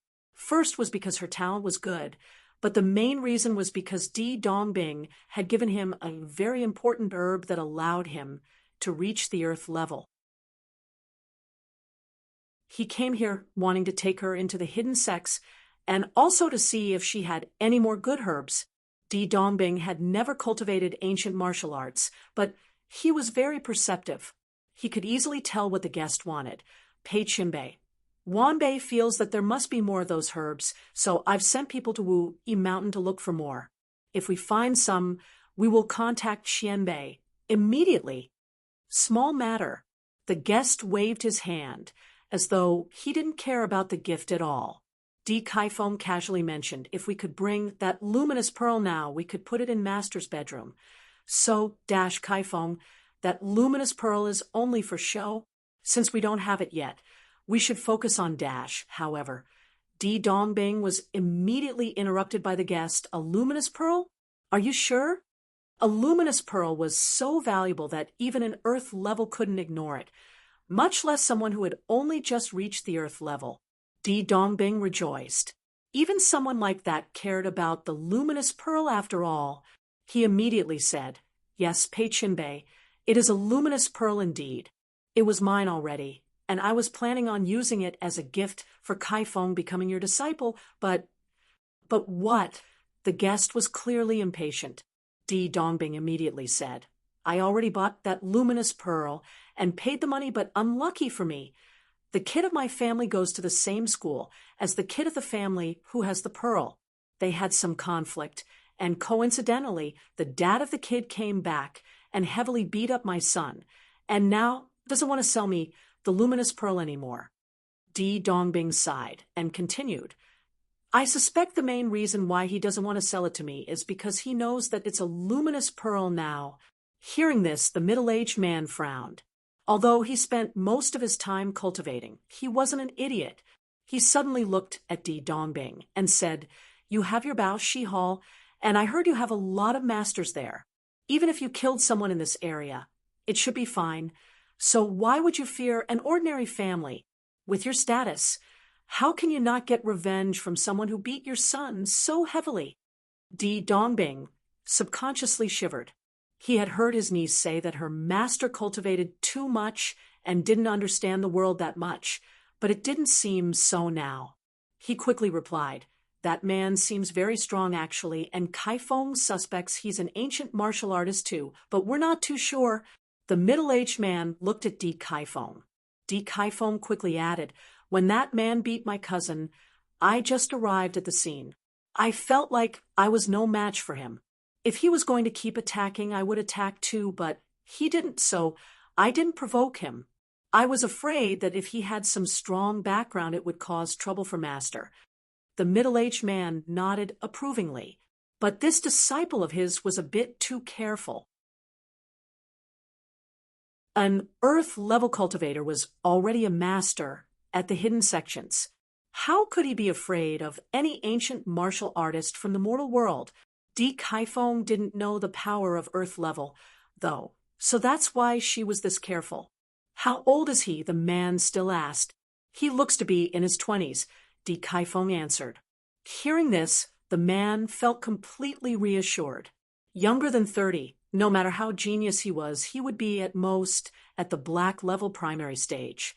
However, Di Kaifeng purposely didn't tell him about her shoe getting sliced off out of fear that her master would become too careful. Di Dongbing continued. "Yes, Kaifeng said that person was rather strong, and it wasn't easy to set up this Bao Shi hall of mine, so I will count myself happy as long as he doesn't come for me. I wouldn't dare to find him instead." "Oh, do you think he might come over?" The guest looked at Di Dongbing and asked. Di Dongbing nodded. "Yes. I was afraid he would come at night, actually, but now it's day and he still isn't here, so I guess I was thinking too much. Hey, Qianbei, it must have been a long journey for you. How about Kaifeng takes you to rest first?" The guest smiled. "There's no such thing as rest for me. Since that cocky kid isn't here, then I'll go over and check him out. A luminous pearl, I also want to see it."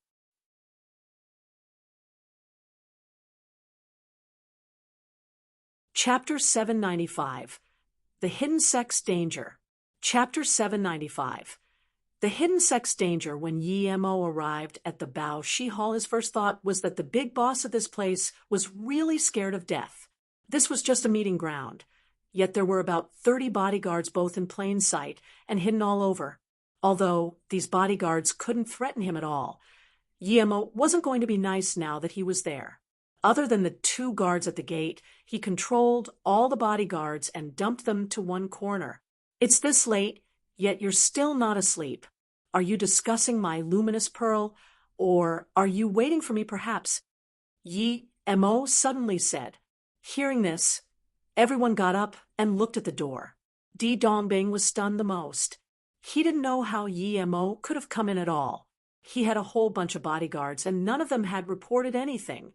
But Di Dongbing had been through a lot of things and soon calmed down. "You're the person who beat up my son so heavily? What enmity do I have with you? You were so cruel. Yet I didn't go find you, but you actually came to me," Di Dongbing said hatefully. "Master, it's him." Di Kaifeng thought about what happened yesterday and was also annoyed. But when she saw her master, she immediately swallowed the words she was about to say and looked at her master in disbelief. Her master was kneeling on the ground and shaking. What was going on? Yi Mo also felt very strange that there was an earth level here.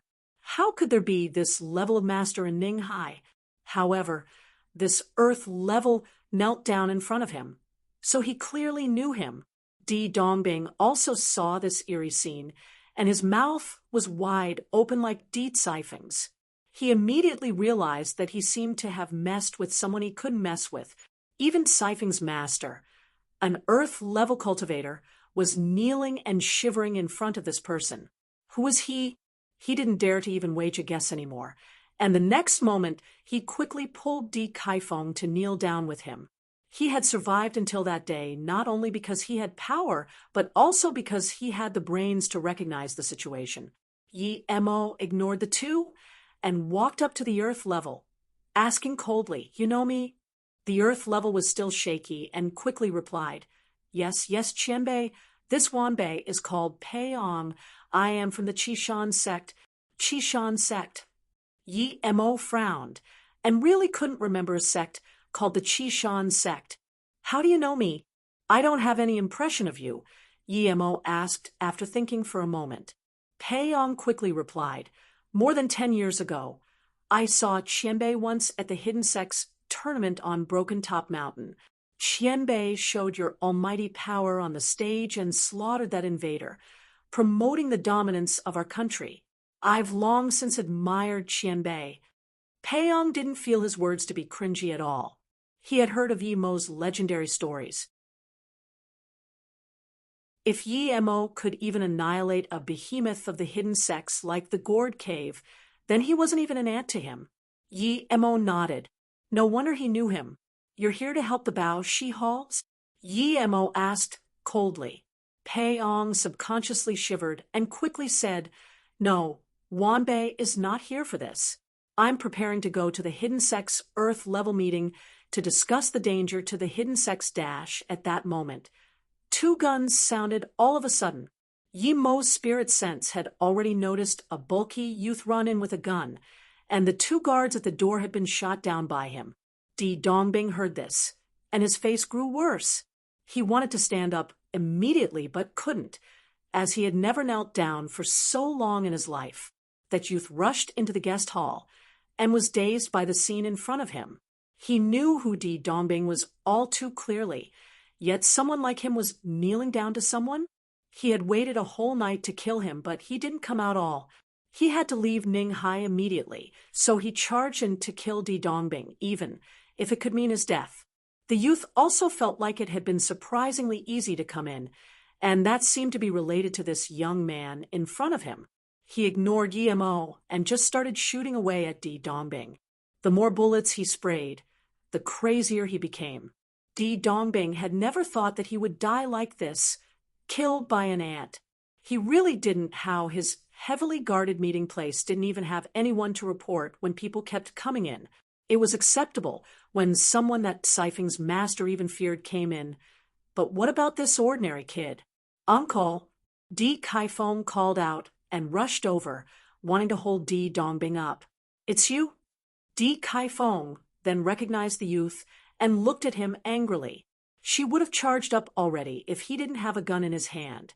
The youth also looked at Di Kaifeng furiously. I've killed that animal Di Dongbing. But you're a butcher too. My sister's death, ISS, also related to you. Ha ha. Then the youth sprayed bullets at Di Kaifeng. Hey, why did you kill him? Yemo scanned the youth and asked. He didn't stop the youth from killing, but if he couldn't give an appropriate reason for killing under his watch, Yemo wouldn't mind letting this youth die too. The youth saw Di Kaifeng fall in a pool of blood, and the madness in his eyes gradually dissipated. If she had been just getting close to me for my family's land and wealth, I wouldn't mind even if she tricked it all away, because I really loved her. But this devil-hearted woman not only helped the Bao Shi Hall take everything I had, she also wouldn't even let my little sister go. Madness appeared in the youth's eyes again. Yemo waved his hand. Okay then, you've killed them and gotten your revenge. Now leave, don't interrupt my business here. Di Kaifeng must have given this kid's sister to Di Hua, and she probably died in his hands. The youth looked strangely at Yemo once. He knew Yemo was no ordinary person from how Di Dongbing had been kneeling on the ground. Thank you. I'm Feng Chen. May we meet again. He felt that the reason why he had been so successful today was definitely related to this person. He could also feel that the man didn't fear his gun. He didn't have any enmity with him anyway, so he saluted with his fist and left. Yemo actually had a strange feeling about this Feng Chen. The fellow had a strange aura about him that felt familiar to Yemo. He didn't keep thinking, though, and looked at Peiyong, who was kneeling on the ground, and asked, What is this danger to the hidden sects you mentioned?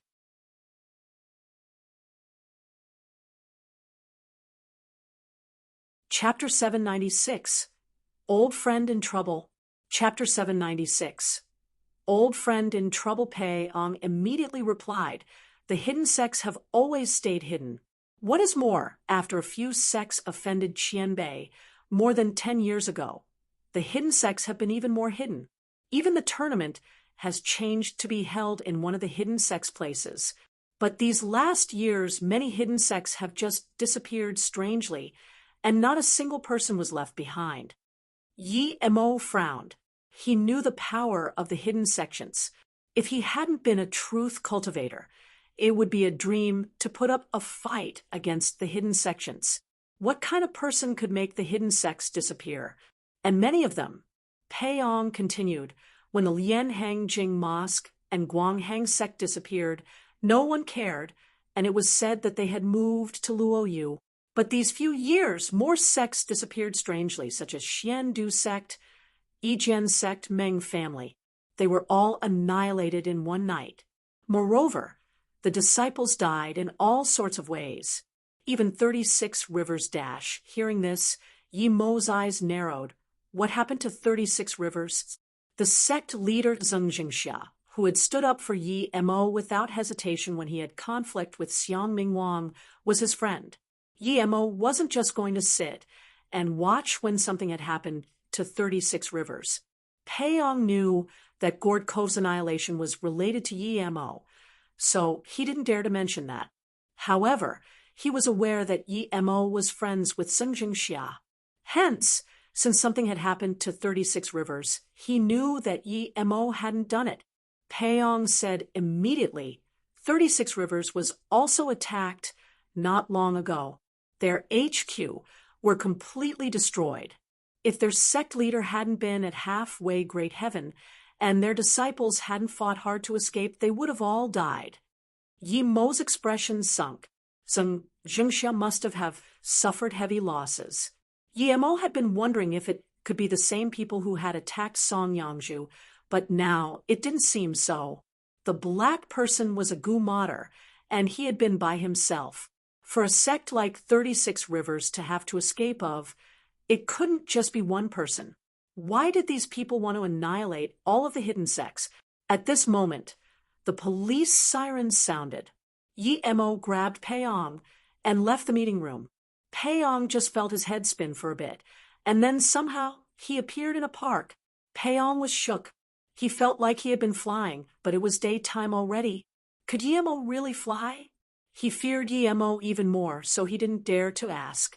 Where is sect leader Zheng right now? Yi Mo asked. Peiyong replied at once. He took his 36 river disciples and escaped to Jiuming Academy. Because he was heavily injured, he sent his disciple to Luoyu asking for your protection. He wanted to move 36 rivers to Luoyu. However, the disciples he sent had no news. Yi Mo's heart sunk. He thought of Dongfang Wang. When he had sent people there, it must have still been under the reign of the Dongfang family. The vice sect leader of Jiuming Academy, Feng Qianbei, invited all Earth-level masters to gather at Kunlun to discuss about this matter. Due to the severity of the issue, the Earth levels of the Heaven Squad will also be going. I came to Ninghai because Ninghai has flights to Liqing City. There are Jiuming Academy sect members. They're leading the way, Peiyong said carefully. Yi Mo nodded and gave a porcelain bottle to Peiyong. There's a pill here. Give it to sect leader Zheng for me when you get to Jingming Academy. Tell him I will go visit him after I've finished my business. Yes, Qianbei. Peiyong felt relieved.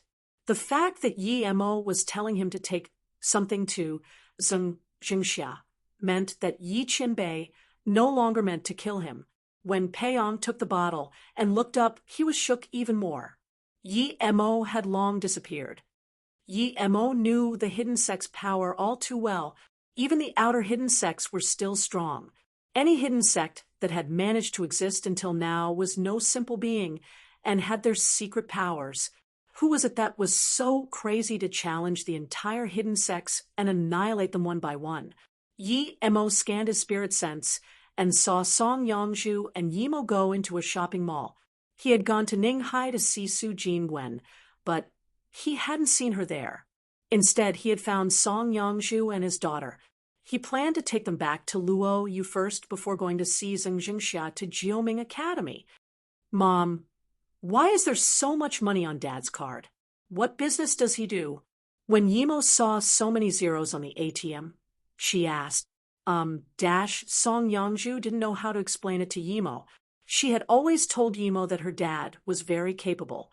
Yet whenever she asked what Yimo did, she tried to avoid it in case she asked her to go look for her dad. Yimo, is your dad back? A girl the same age as Yimo saw her and immediately ran over to them. Yimo turned around and looked at this girl. She replied joyfully, Ninglan, how come are you here? Didn't you go to class today? The girl said happily, yes, I was worried about you yesterday afternoon when you didn't go to class. Did that D-guy do anything to you? Yimo shook her head. Yes, my dad came back yesterday, so he didn't dare do anything to me. Oh, why didn't you go to class today again? My dad came to Ninghai too, so I might be going back to Beijing. Oh, by the way, I heard your dad gave you a lot of money. Now you can buy that phone, Ninglan said. She was very close to Yimo. They both loved a certain kind of phone, but she knew Yimo didn't have the money to buy it, so she didn't buy it either. She was planning to get one for herself and Yimo since she was leaving. However now, it seemed Yimo would be buying it herself. Hillbillies who haven't seen any real money. My pocket money is more than what your dad gave you, a contemptuous voice sounded. Yimo frowned but didn't reply. She had learned to endure. She usually didn't say a thing until it touched her bottom line. Ning Lan couldn't help but to say, Ning Jinwu, what does this have to do with you? I can buy my own things. You don't need to come with me. Go back first. Yimo, ignore him. Ning Wuzhen only looked 2 years older than Ning Lan, but he was already 1.7 tall. He studied Yi Yimo in contempt and then shook his head, but he didn't talk nor leave. From his perspective, Yimo's dad couldn't be very rich just judging by the clothes she was wearing. Song Yangju wasn't going to argue with little kids. She pulled Yimo's hands and said, Yimo, let's go buy things. Perhaps your dad is already back.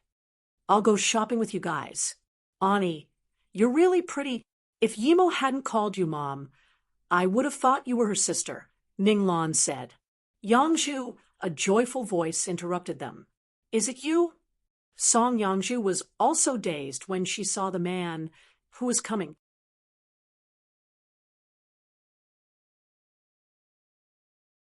Chapter 797. Luo Yu's Purple Card. Chapter 797.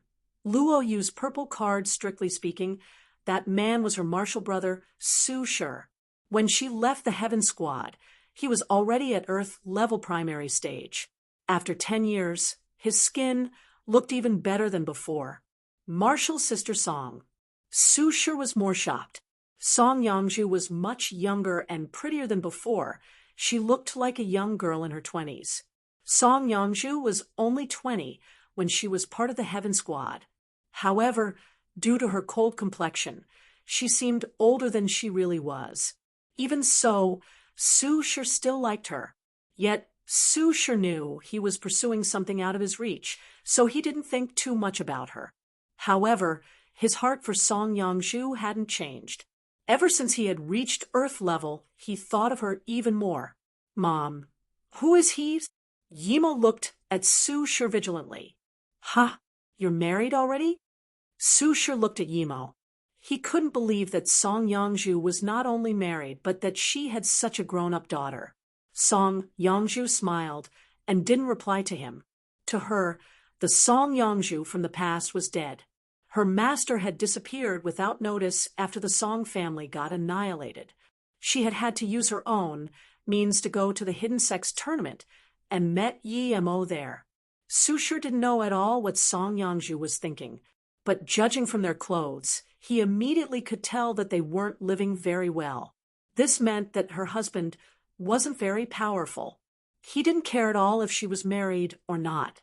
No matter who her husband was, he could crush him with one finger. Yangju, do you want to go back? Martial Uncle Wan is also back, Su Shi said again. Song Yangju said plainly, Captain Su, I'm buying some things with my daughter, and I will be leaving with my husband later on. I'm no longer interested in returning to that place. Hearing Song Yangju call him captain, Su Shi's expression didn't look too good. In the past, Song Yangju called him Marshal Brother. Despite this, Su Shi didn't leave immediately. He was at Earth Peak now, and he was in no rush. Although he had had some women in the past years, they were just superficial flings. The moment he saw Song Yangju again, his heart reignited. No matter who her husband was, he had to get Song Yangju. Yangju, I got an invitation to go to a meeting at Jiuming Academy. If you're willing, you can come with me, Su Shi continued. He was sure that Song Yangju knew how powerful Jiuming Academy was. The sect was like an insurmountable giant even to the squad leader of the Heaven Squad. Song Yangju smiled and took Yimo to the phone shop, but she didn't reply to Su Shi at all.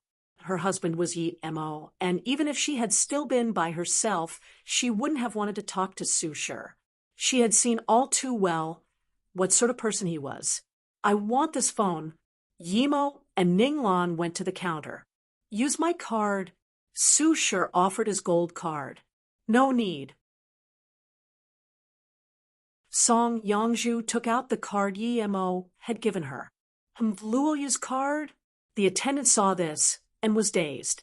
Luo Yu's credit cards had a unique sign which had the two floating Luo Yu words. No country could counterfeit it. There were also colors on the rim of the card. There were many colors, but there was one color that only the city lord could use, and that was purple. That card happened to be purple too. As an employee of Luo Yu Corporation, they were all trained rigorously to recognize all sorts of cards before they started working. The card in that worker's hand was not only from Luo Yu, but also purple. She immediately became anxious. She had seen a picture of this card, but when she actually had it in her hands, she didn't dare to believe it. Their manager had said during training that they had to recognize this card, yet it was not likely they would see it. Ha! Did your dad get a fake card? Ning Wuzhen noticed the attendant wasn't talk while holding the card, so he scorned. Yimo and Ninglan also got a little confused. Yimo realized that their card really seemed to be different than other people's cards. The attendant bowed respectfully to Song Yangju and said, Miss, hello, please wait a moment. Although she knew the card was real, she didn't dare make the decision and notified at once the shopping mall manager. Song Yangju hesitated and asked, Doesn't this mall belong to Luo Yu? Yes, the attendant replied respectfully. This is a shopping mall under Luo Yu's business faculty. Our head manager will come to greet you personally. Su Shi also frowned. He had seen Luo Yu's cards before, and Song Yangju had taken one out. After seeing how careful the attendant was Song Yangju's husband really from Luo Yu? If he was, then they shouldn't be that poor. Then a woman ran over in a hurry. She seemed to be facing the biggest thing in her life. The attendant saw this woman and quickly walked up to her. Manager Cui, this guest brought the card. The woman saw Song Yangju, and her eyes lit up. She just looked at the card quickly and said, May I ask for your surname? Song Yangju smiled. I'm Song Yangju. This is my daughter Yimo. Yimo. The woman looked at Yimo, and her face drastically changed. You're the wife of the president. Su Shi heard this, and expression didn't look too good. Song Yangju knew that president probably meant Yimo, but she wasn't too sure. However, someone did reply to her. Yes, she's the president's wife. Shen Qianqian is quite capable. She has opened shopping malls everywhere. Dad, you're here? Yimo heard this voice and run to hug the person. Hello, President. I'm Cui Yanxiu, the head manager for this shopping mall. The head manager immediately came up to greet Yimo and gave him the card back. Then she said, Director Shen said that the president doesn't need to use a card in any of Luo Yu's shopping mall. Yimo was speechless. Since when had Shen Qianqian made this rule? He quickly waved his hand. Swipe this card and tell Director Shen that From now on, no one in Luo you can buy things without paying. Tell her I said this. If she finds out about anyone doing this, punish them heavily." "Yes," the head manager quickly said. Su Shi's expression grew worse. He couldn't have thought that Song Yangju's husband was Yi Mo. How could Yi Mo be her husband?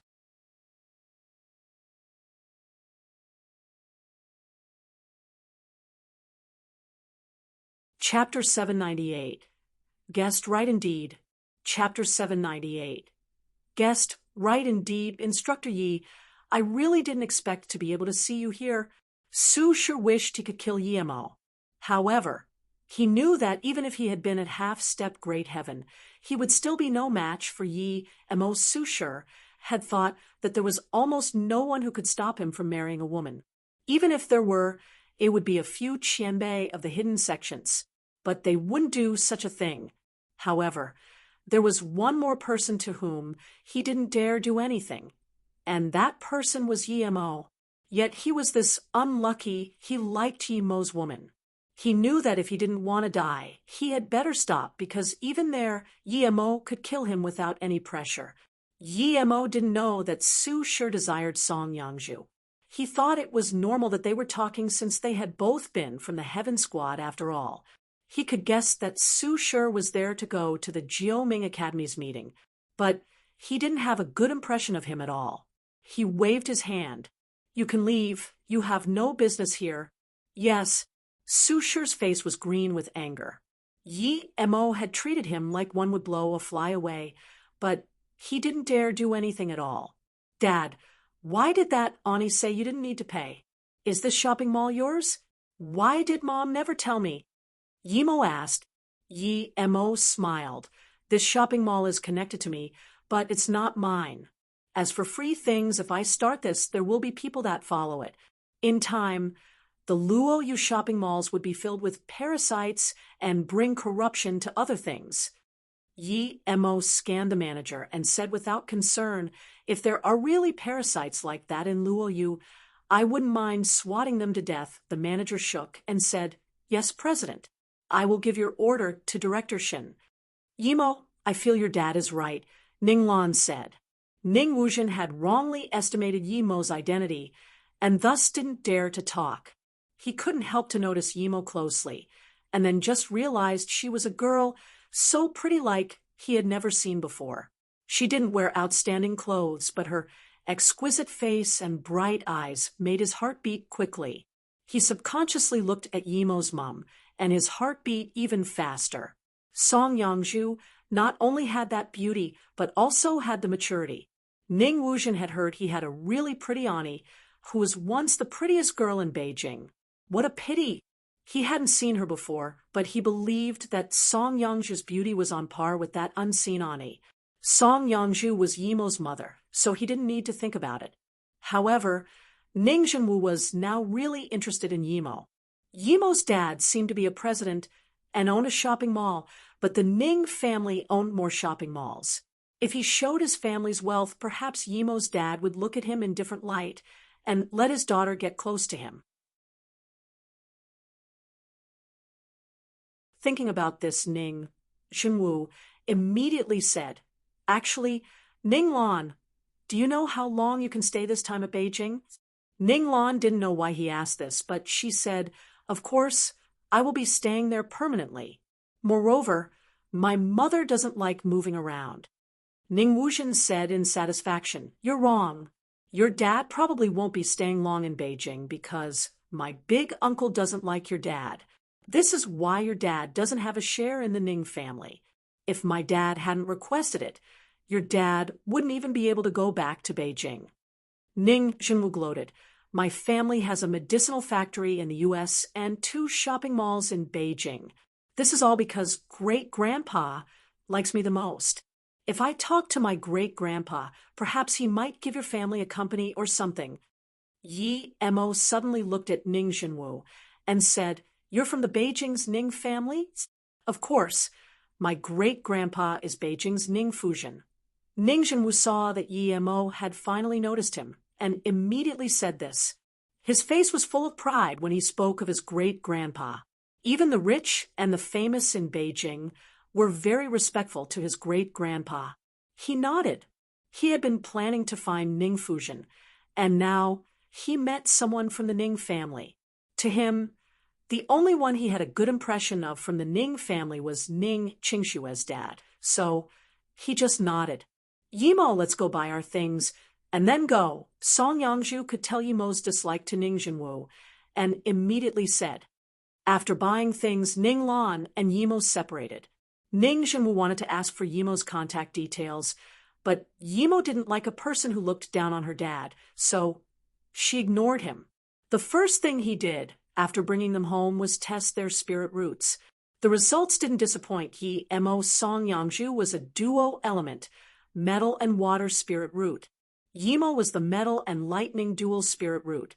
Yimo knew that Yimo had probably inherited the lightning spirit root from him, because people rarely had the mutated spirit root with a 5-element spirit root. Yimo explained cultivation to them carefully and taught them the primordial chaos chant. Then he made 2 storage rings for them. He didn't make flying swords for them yet. He would do that after he reached foundation establishment state. Although Song Yangzhu and Yimo cultivated at the same time, Yimo was more than twice as fast as Song Yangzhu. This was partially due to the fact that Song Yangzhu rarely slept with Yimo in the past. So now that they stayed together, they spent most of the night rolling in the bed. Secondly, Yimo's spirit root was more suitable for the primordial chaos chant. 3 days passed quickly. Yimo took Song Yangzhu and Yimo back to Luoyu. When Song Yangzhu had first arrived to Luoyu, it was far from as developed as it was that day, but she wasn't too surprised seeing it. However, Yimo was very shocked. She had never seen a city as prosperous and beautiful as Luoyu. Dad, this place should be called Luoyu Immortal City. This place is really beautiful. Yimo sighed. Yimo was also happy that his daughter was happy. Yes, from now on Luoyu will be called Luoyu Immortal City. Su Yuehua got news of his arrival as soon as he got there. She went to greet Yimo and the others, and she also agreed to Yimo's petition. Brother, she's the one I told you, Dash. Yiling saw Song Yangzhu and recognized her immediately. Song Yangzhu also saw Yiling and greeted her. Yiling looked at Yimo and then looked at her brother. She went up and pinched Yimo's arm. Brother, did you lie to me? You said you didn't, Dash. Yiling then looked at Yimo and then at Song Yangzhu. Sister-in-law, I've thought about it with Bei Wei for a long while. We felt you were our sister-in-law, and it really seems to be so. Is this that little girl? She's so grown up now and pretty.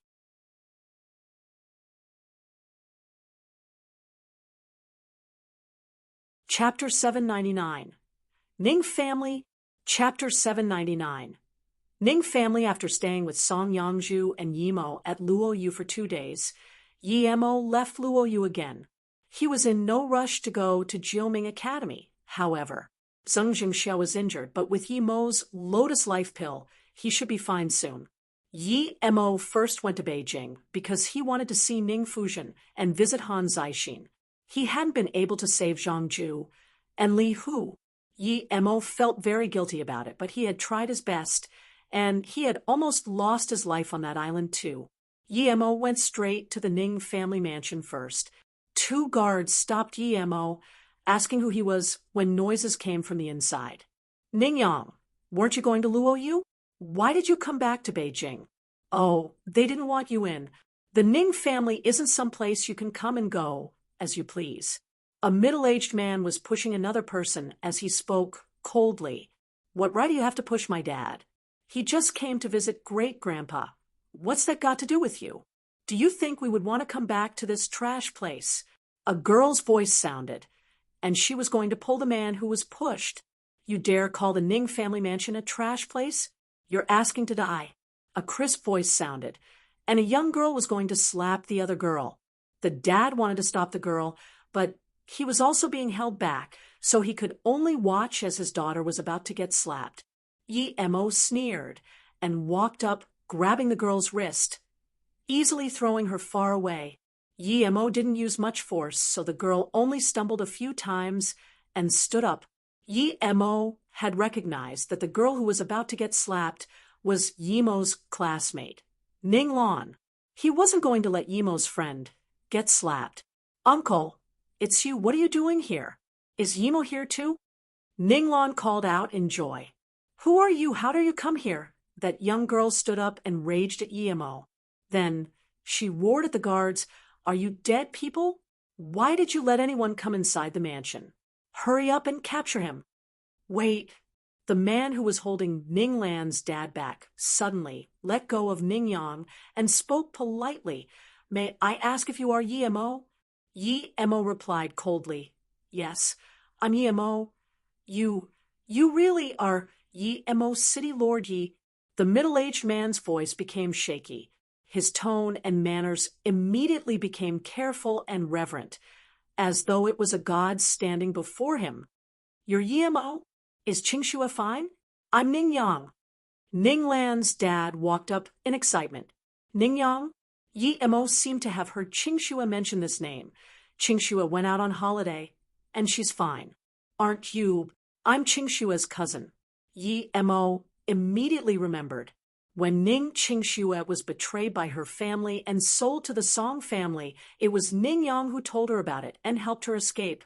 Yi Mo immediately reached out his hand and shook hands with Ning Yang. "Nice to meet you.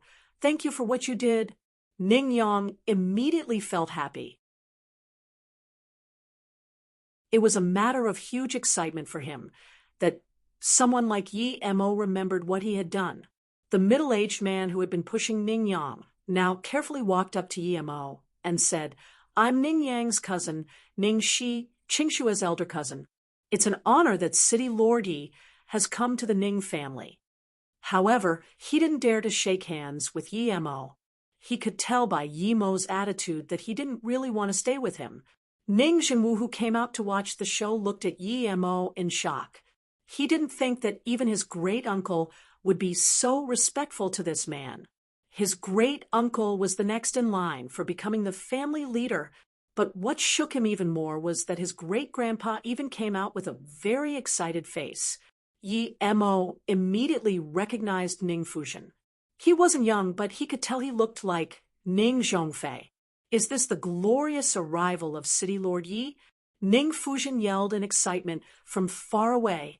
Although Yi Mo didn't really like Ning Qingxue's grandpa, he was still her grandpa, and Yi Mo would be asking for help today. Hearing this, Yi Mo walked up and saluted with his fists. "I greet Ning Qinbei." Ning Fuzhen clearly liked this greeting method. The only pity was that Yi Mo didn't call him grandpa, but he knew that the damage in their relationship with Ning Qingxue was irreversible. It was already great fortune that Yi Mo would even come to them. He didn't even need Yi Mo to do anything for the Ning family, as he only had to spread the word that Yi Mo had come to their mansion, and the Ning family status would go up a level in Beijing. Not to mention, he was sure that Yi Mo wouldn't come visit for no reason. "City Lord Yi, please come inside." Ning Fuzhen reached out his hand, hospitably. Clearly he was trying to usher Yi Mo in. "Great-grandpa, is this Luo Yu City Lord Yi? He's so young," that girl who had been about to beat Ning Lan said, as she came up and held Ning Fuzhen's arm. However, she was looking at Yi Mo with seductive eyes. Yi Mo scanned this girl, and she was indeed beautiful, and even prettier than Zhu Yangqing, but Yi Mo saw that the greater part of her seeming innocence was an act, and this made Yi Mo displeased. Yi Mo didn't go in immediately and asked Ning Yang, "Brother Ning, why are you here?" The reason why Yi Mo asked this was because Ning Yang didn't seem to be welcomed here, and from what Ning Zhenwu said, their family didn't seem to be doing well in Beijing. Ning Yang sighed. "A few years ago, I planned on joining Qingxue at Luo Yu, but she seemed to be out and something happened to Luo Yu, so I wasn't able to make it. I don't have much business in Beijing, so I went back to my wife's home in Ninghai, but I can't stay there forever, so Yi Mo could tell that Ning Yang's wife's family must not be happy with him. So he went back to Beijing. Yet he couldn't even see Ning Fuzhen, much less ask him for help. Ning Fuzhen thought quickly and immediately understood what was going on. He looked annoyedly at Ning Shi and said amicably, "Ning Yang, why didn't you just come inside? Come in with City Lord Yi. This must be Lon Lon. You're so big already. Come in with your dad and let great-grandpa see you." Ning Yang knew that the reason why Ning Fuzhen had this attitude was all because of Yi Mo. He quickly took Ning Lon up and greeted, "Grandpa, I came to visit you today with Lon Lon. All is good as long as you're healthy." "Great, great. You can go ahead and settle in the mansion when you're ready, and I'll let Zhongshu give you some responsibilities later." "Sigh, I'm getting old," Ning Fuzhen sighed. Yi Mo smiled. "Brother Ning Yang, if you want I can write a letter to Eru, and you can work at Luo Yu Pharmaceuticals. As for Lon Lon, she can study at Luo Yu." Hearing this, everyone in the Ning family looked at Ning Yang in envy. It was so hard to even go to Luo Yu, much less live there.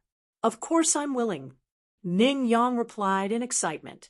Because of Yi Mo, when Ning Yang left, almost the whole Ning family sent him off. After the two left, Ning Fuzhen said politely to Yi Mo, "City Lord Yi, please come in." Yi Mo went in first, while Ning Fuzhen waved his hands at the people behind him and didn't let a single person come in. However, he did let that girl holding his arm come in.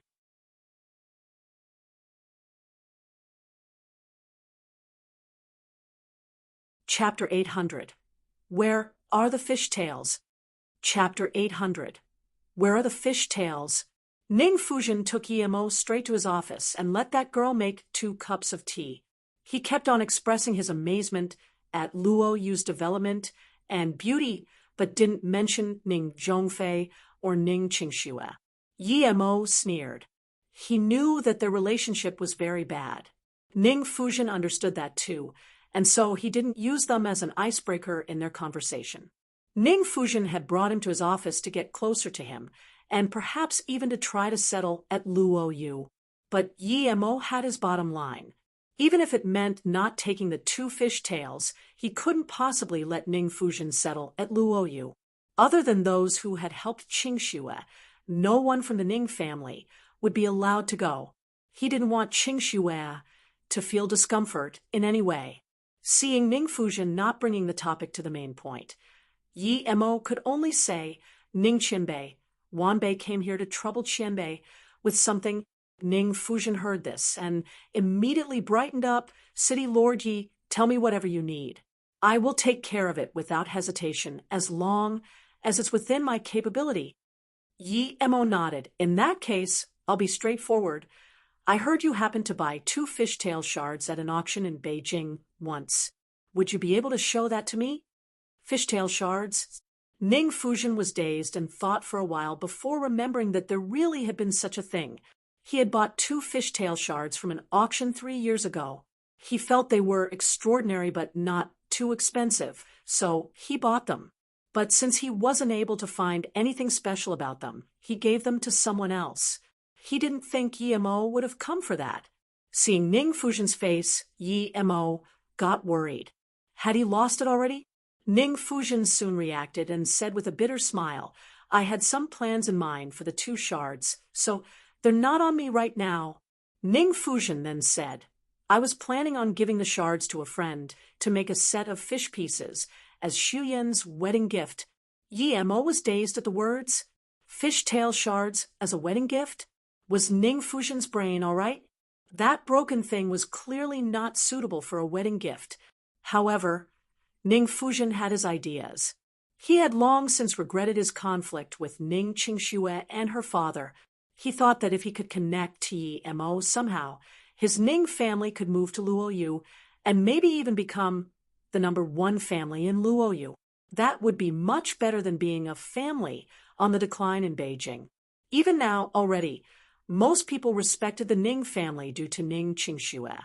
So he wanted to connect to Yi Mo through another marriage. Yi Mo could marry 2 wives in Luo Yu, which meant he could marry more. he got to decide what happened in Luoyu anyways. Other than Ning Qingxue, the prettiest in the Ning family was Ning Shuyan. The only problem was that she was a generation younger than Ning Qingxue. But if Yi Mo accepted her, then that was no problem to speak of at all. That fishtail shard story was just an excuse. He believed he could take it back if he needed. Ning Fuzhen thought, with Ning Shuyan's beauty, Yi Mo wouldn't reject this. Thinking about this, Ning Fuzhen laughed. You and Shuyan must be fated. You both liked those fishtails. Shuyan liked that pair of fishtails, so I told people to refine them into something better. City Lord Yi, if you don't mind, I can even marry Shuyan to you. She's my favorite granddaughter. She's still studying at Beijing University, but if you want, she can marry you at any time in Luoyu. Ning Shuyan heard this and was dazed, but she immediately understood what was going on. She wasn't embarrassed at all, and as she sneaked a look at Yi Mo, she looked very willing. Yi Mo was like an emperor in Luoyu. If she married Yi Mo, she would be the emperor's wife or concubine. Yi Mo's face sunk. He immediately saw through what Ning Fuzhen was trying to do and cursed at Ning Fuzhen's shamelessness. Yi Mo didn't like Ning Shuyan's character at all. Even if he did, he wouldn't agree to this with Ning Qingxue in mind. Ning Fuzhen clearly wanted the Ning family to become the #1 family in Luoyu, while Yi Mo had just reorganized Luoyu so that it couldn't be controlled by a family anymore. If it really became like that, he would rather not have built Luoyu at all. Yi Mo got up and bowed. Since Qianbei doesn't want to take it out, I'll be leaving. Then Yi Mo turned to leave and couldn't even be bothered replying. After leaving, he went back to Ning Fuzhen's office while invisible. He wanted to find out where the fishtails were. Meanwhile, Ning Fuzhen's face was very bad. He didn't think Yi Mo would be this rude. Ning Shuyan was also annoyed. She believed that the reason why Yi Mo didn't like her was all because Yi Mo had just happened to see her unreasonable side. Grandpa, this Yi Mo is really rude. So what if he's the city lord of Luoyu? I don't even care. Ning Shuyan said. Ning Fuzhen waved his hand and sighed. No need to say anything. Our Ning family is just an insect to him. Even if he wouldn't do it himself, too many people would be willing to annihilate us if he said anything. Great-grandpa, are those 2 fishtails important? Even Yi Mo wants to see them. Ning Shuyan wasn't dumb at all. Ning Fuzhen shook his head. I don't know, but since Yi Mo asked for it, I will ask them back. It'll still be worth something if we give them to him. One day, if the Ning family has nowhere to go, maybe we can get help from Luoyu. Then, who did you give the fishtails to, great-grandpa? Ning Shuyan asked the question Yi Mo wanted to know the answer to the most. Ning Fuzhen replied, to a Japanese friend of mine. He brought a friend here last time who really liked it, so I gave it to him. Oh, I remember. Was it that Xiang Jin? Ning Shuyan clapped her hands. Ning Fuzhen nodded. It was him. Last time, since I was thinking about sending you to Japan, I wanted to ask him to help you. If you go to Japan, you need to be polite to him. His father and I are old friends. I don't want to go to Japan and learn those tricks from them. I might as well learn ancient martial arts if I want to learn something, Ning Shuyan said in contempt. Ning Fuzhen said seriously, Xiang Song founded the hidden art in Japan himself. It's no magic tricks. He's the sect leader of one of the 3 big national art sections. Don't underestimate him. That Xiang Jing is said to be even better than his father. Their arts are no weaker than ancient martial arts. Moreover, do you think it's that easy to learn ancient martial arts? Hearing this, Ning Shuyan asked carefully after a while, then did that guy come for the 2 fishtails? Ning Fuzhen said, he just happened to see them then. He also came last time to ask about Yi Mo, but he didn't know that although Yi Mo is a part of our family, he's like a stranger to us. Why was he asking about Yi Mo? Does he have enmity with Yi Mo? Ning Shuyan asked. Ning Fuzhen frowned. He had never really thought about it.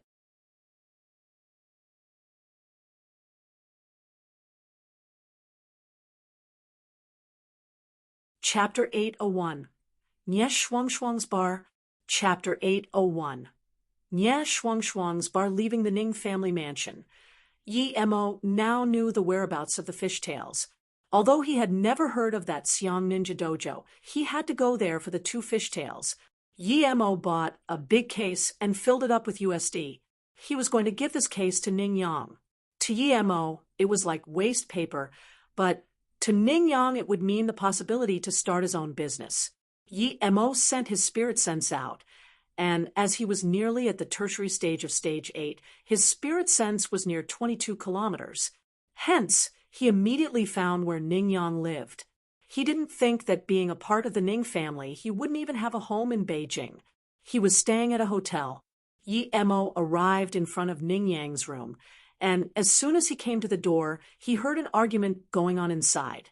I was really blind to have fallen in love with someone like you. Why can't we be in Beijing? Are you not a seed of the Ning family? You're a man. Yet you let us live in a hotel. We don't even have a home. Go out. Get out. A hurtful woman's voice sounded.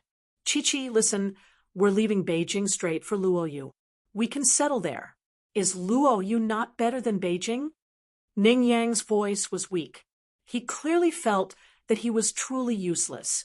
The woman he called Chi-Chi stopped pushing Ning Yang and sniffed, Go to Luoyu then. All you know is to go to Luoyu. You sold our house in Beijing to go to Luoyu, but in the end, we didn't even get to stay. And now we don't have a place to live anymore. We could only stay at my parents' house in Ninghai, but now you still want to go to Luoyu. Mom, stop arguing with Dad. I still have tens of thousands of pocket money, and Dad is speaking the truth that we can go to Luoyu. The uncle said we can, Ning Lan said weakly. She had always lived a wealthy life and had enough pocket money. She didn't think the family was in such a destitute situation. Chi-Chi seemed to have lost her energy and just sat by the bed sniffing. Ning Yang sighed. Chi-Chi, it's real this time. I'm not lying to you. Although we don't have much savings, as long as we go to Luoyu dash, Yi Mo knocked on the door. Ning Yang opened and saw Yi Mo standing at the door with a big case. So he called out in surprise and joy, City Lord Yi, what brings you here? Yi Mo waved his hand and smiled. Brother Ning, just call me by my name. I'm not the city lord right now anyway. Qingxue told me to come visit you. The woman saw Yi Mo and wiped her eyes, standing on the side in embarrassment. Uncle, Ning Lan immediately called out and said to her mom, Mom, he's the uncle who invited us to Luoyu. Yi Mo smiled. Qingxue told me to come help you a bit. Brother Ning, you can take this and go exchange it later. Also give this bracelet to Ning Lan. I'll be going already, but I'll come visit you guys at Luoyu. Yi Mo then put the case on the side and gave a defensive bracelet for Ning Lan before leaving. He didn't know how to solve their argument, though, so he quickly left. After Yi Mo left, Ning Yang reacted and said to the woman unhappily, City Lord Yi came, yet you didn't even pour him a cup of tea. You're too impolite. City Lord Yi? Yi Mo? He's the husband of Sister Qingxue? The woman finally reacted and said in shock.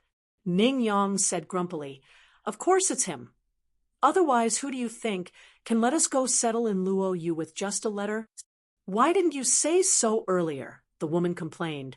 I have been saying it all this time, but you didn't listen, Ning Yang sighed. Chi-Chi seemed to know she had been unreasonable and said awkwardly, Qingxue told him to bring a case. I wonder what it is. She was full of regret. Qingxue's husband had just been there, that legendary city, Lord Yi Mo, yet she had been crying. She didn't even get to see how that Yi Mo looked, whether he was handsome or not. Ning Lan ran to the case and opened it. Wah, dash, the family was shook. Ning Lan didn't know what it was, but the couple knew. It was a case full of dollars. There was at least a few million in it. There were less and less people he knew at Beijing. Yi Mo just visited Han Zixin and chatted with him for a while before leaving the Han family. He was going to go to Jiuming Academy first before then heading to Japan. From Han Zixin, he found out that Tan Jiao never came back after leaving Beijing. Only one Qingfeng had remained. He was a peak half-step great heaven cultivator, but couldn't make that final breakthrough. Yi Mo didn't have a bad impression of him. The Beijing city streets looked even busier than before, but Yi Mo felt it was missing something. Drunk Eye Bar, Yi Mo exclaimed as he saw it still be there even after more than 10 years had passed.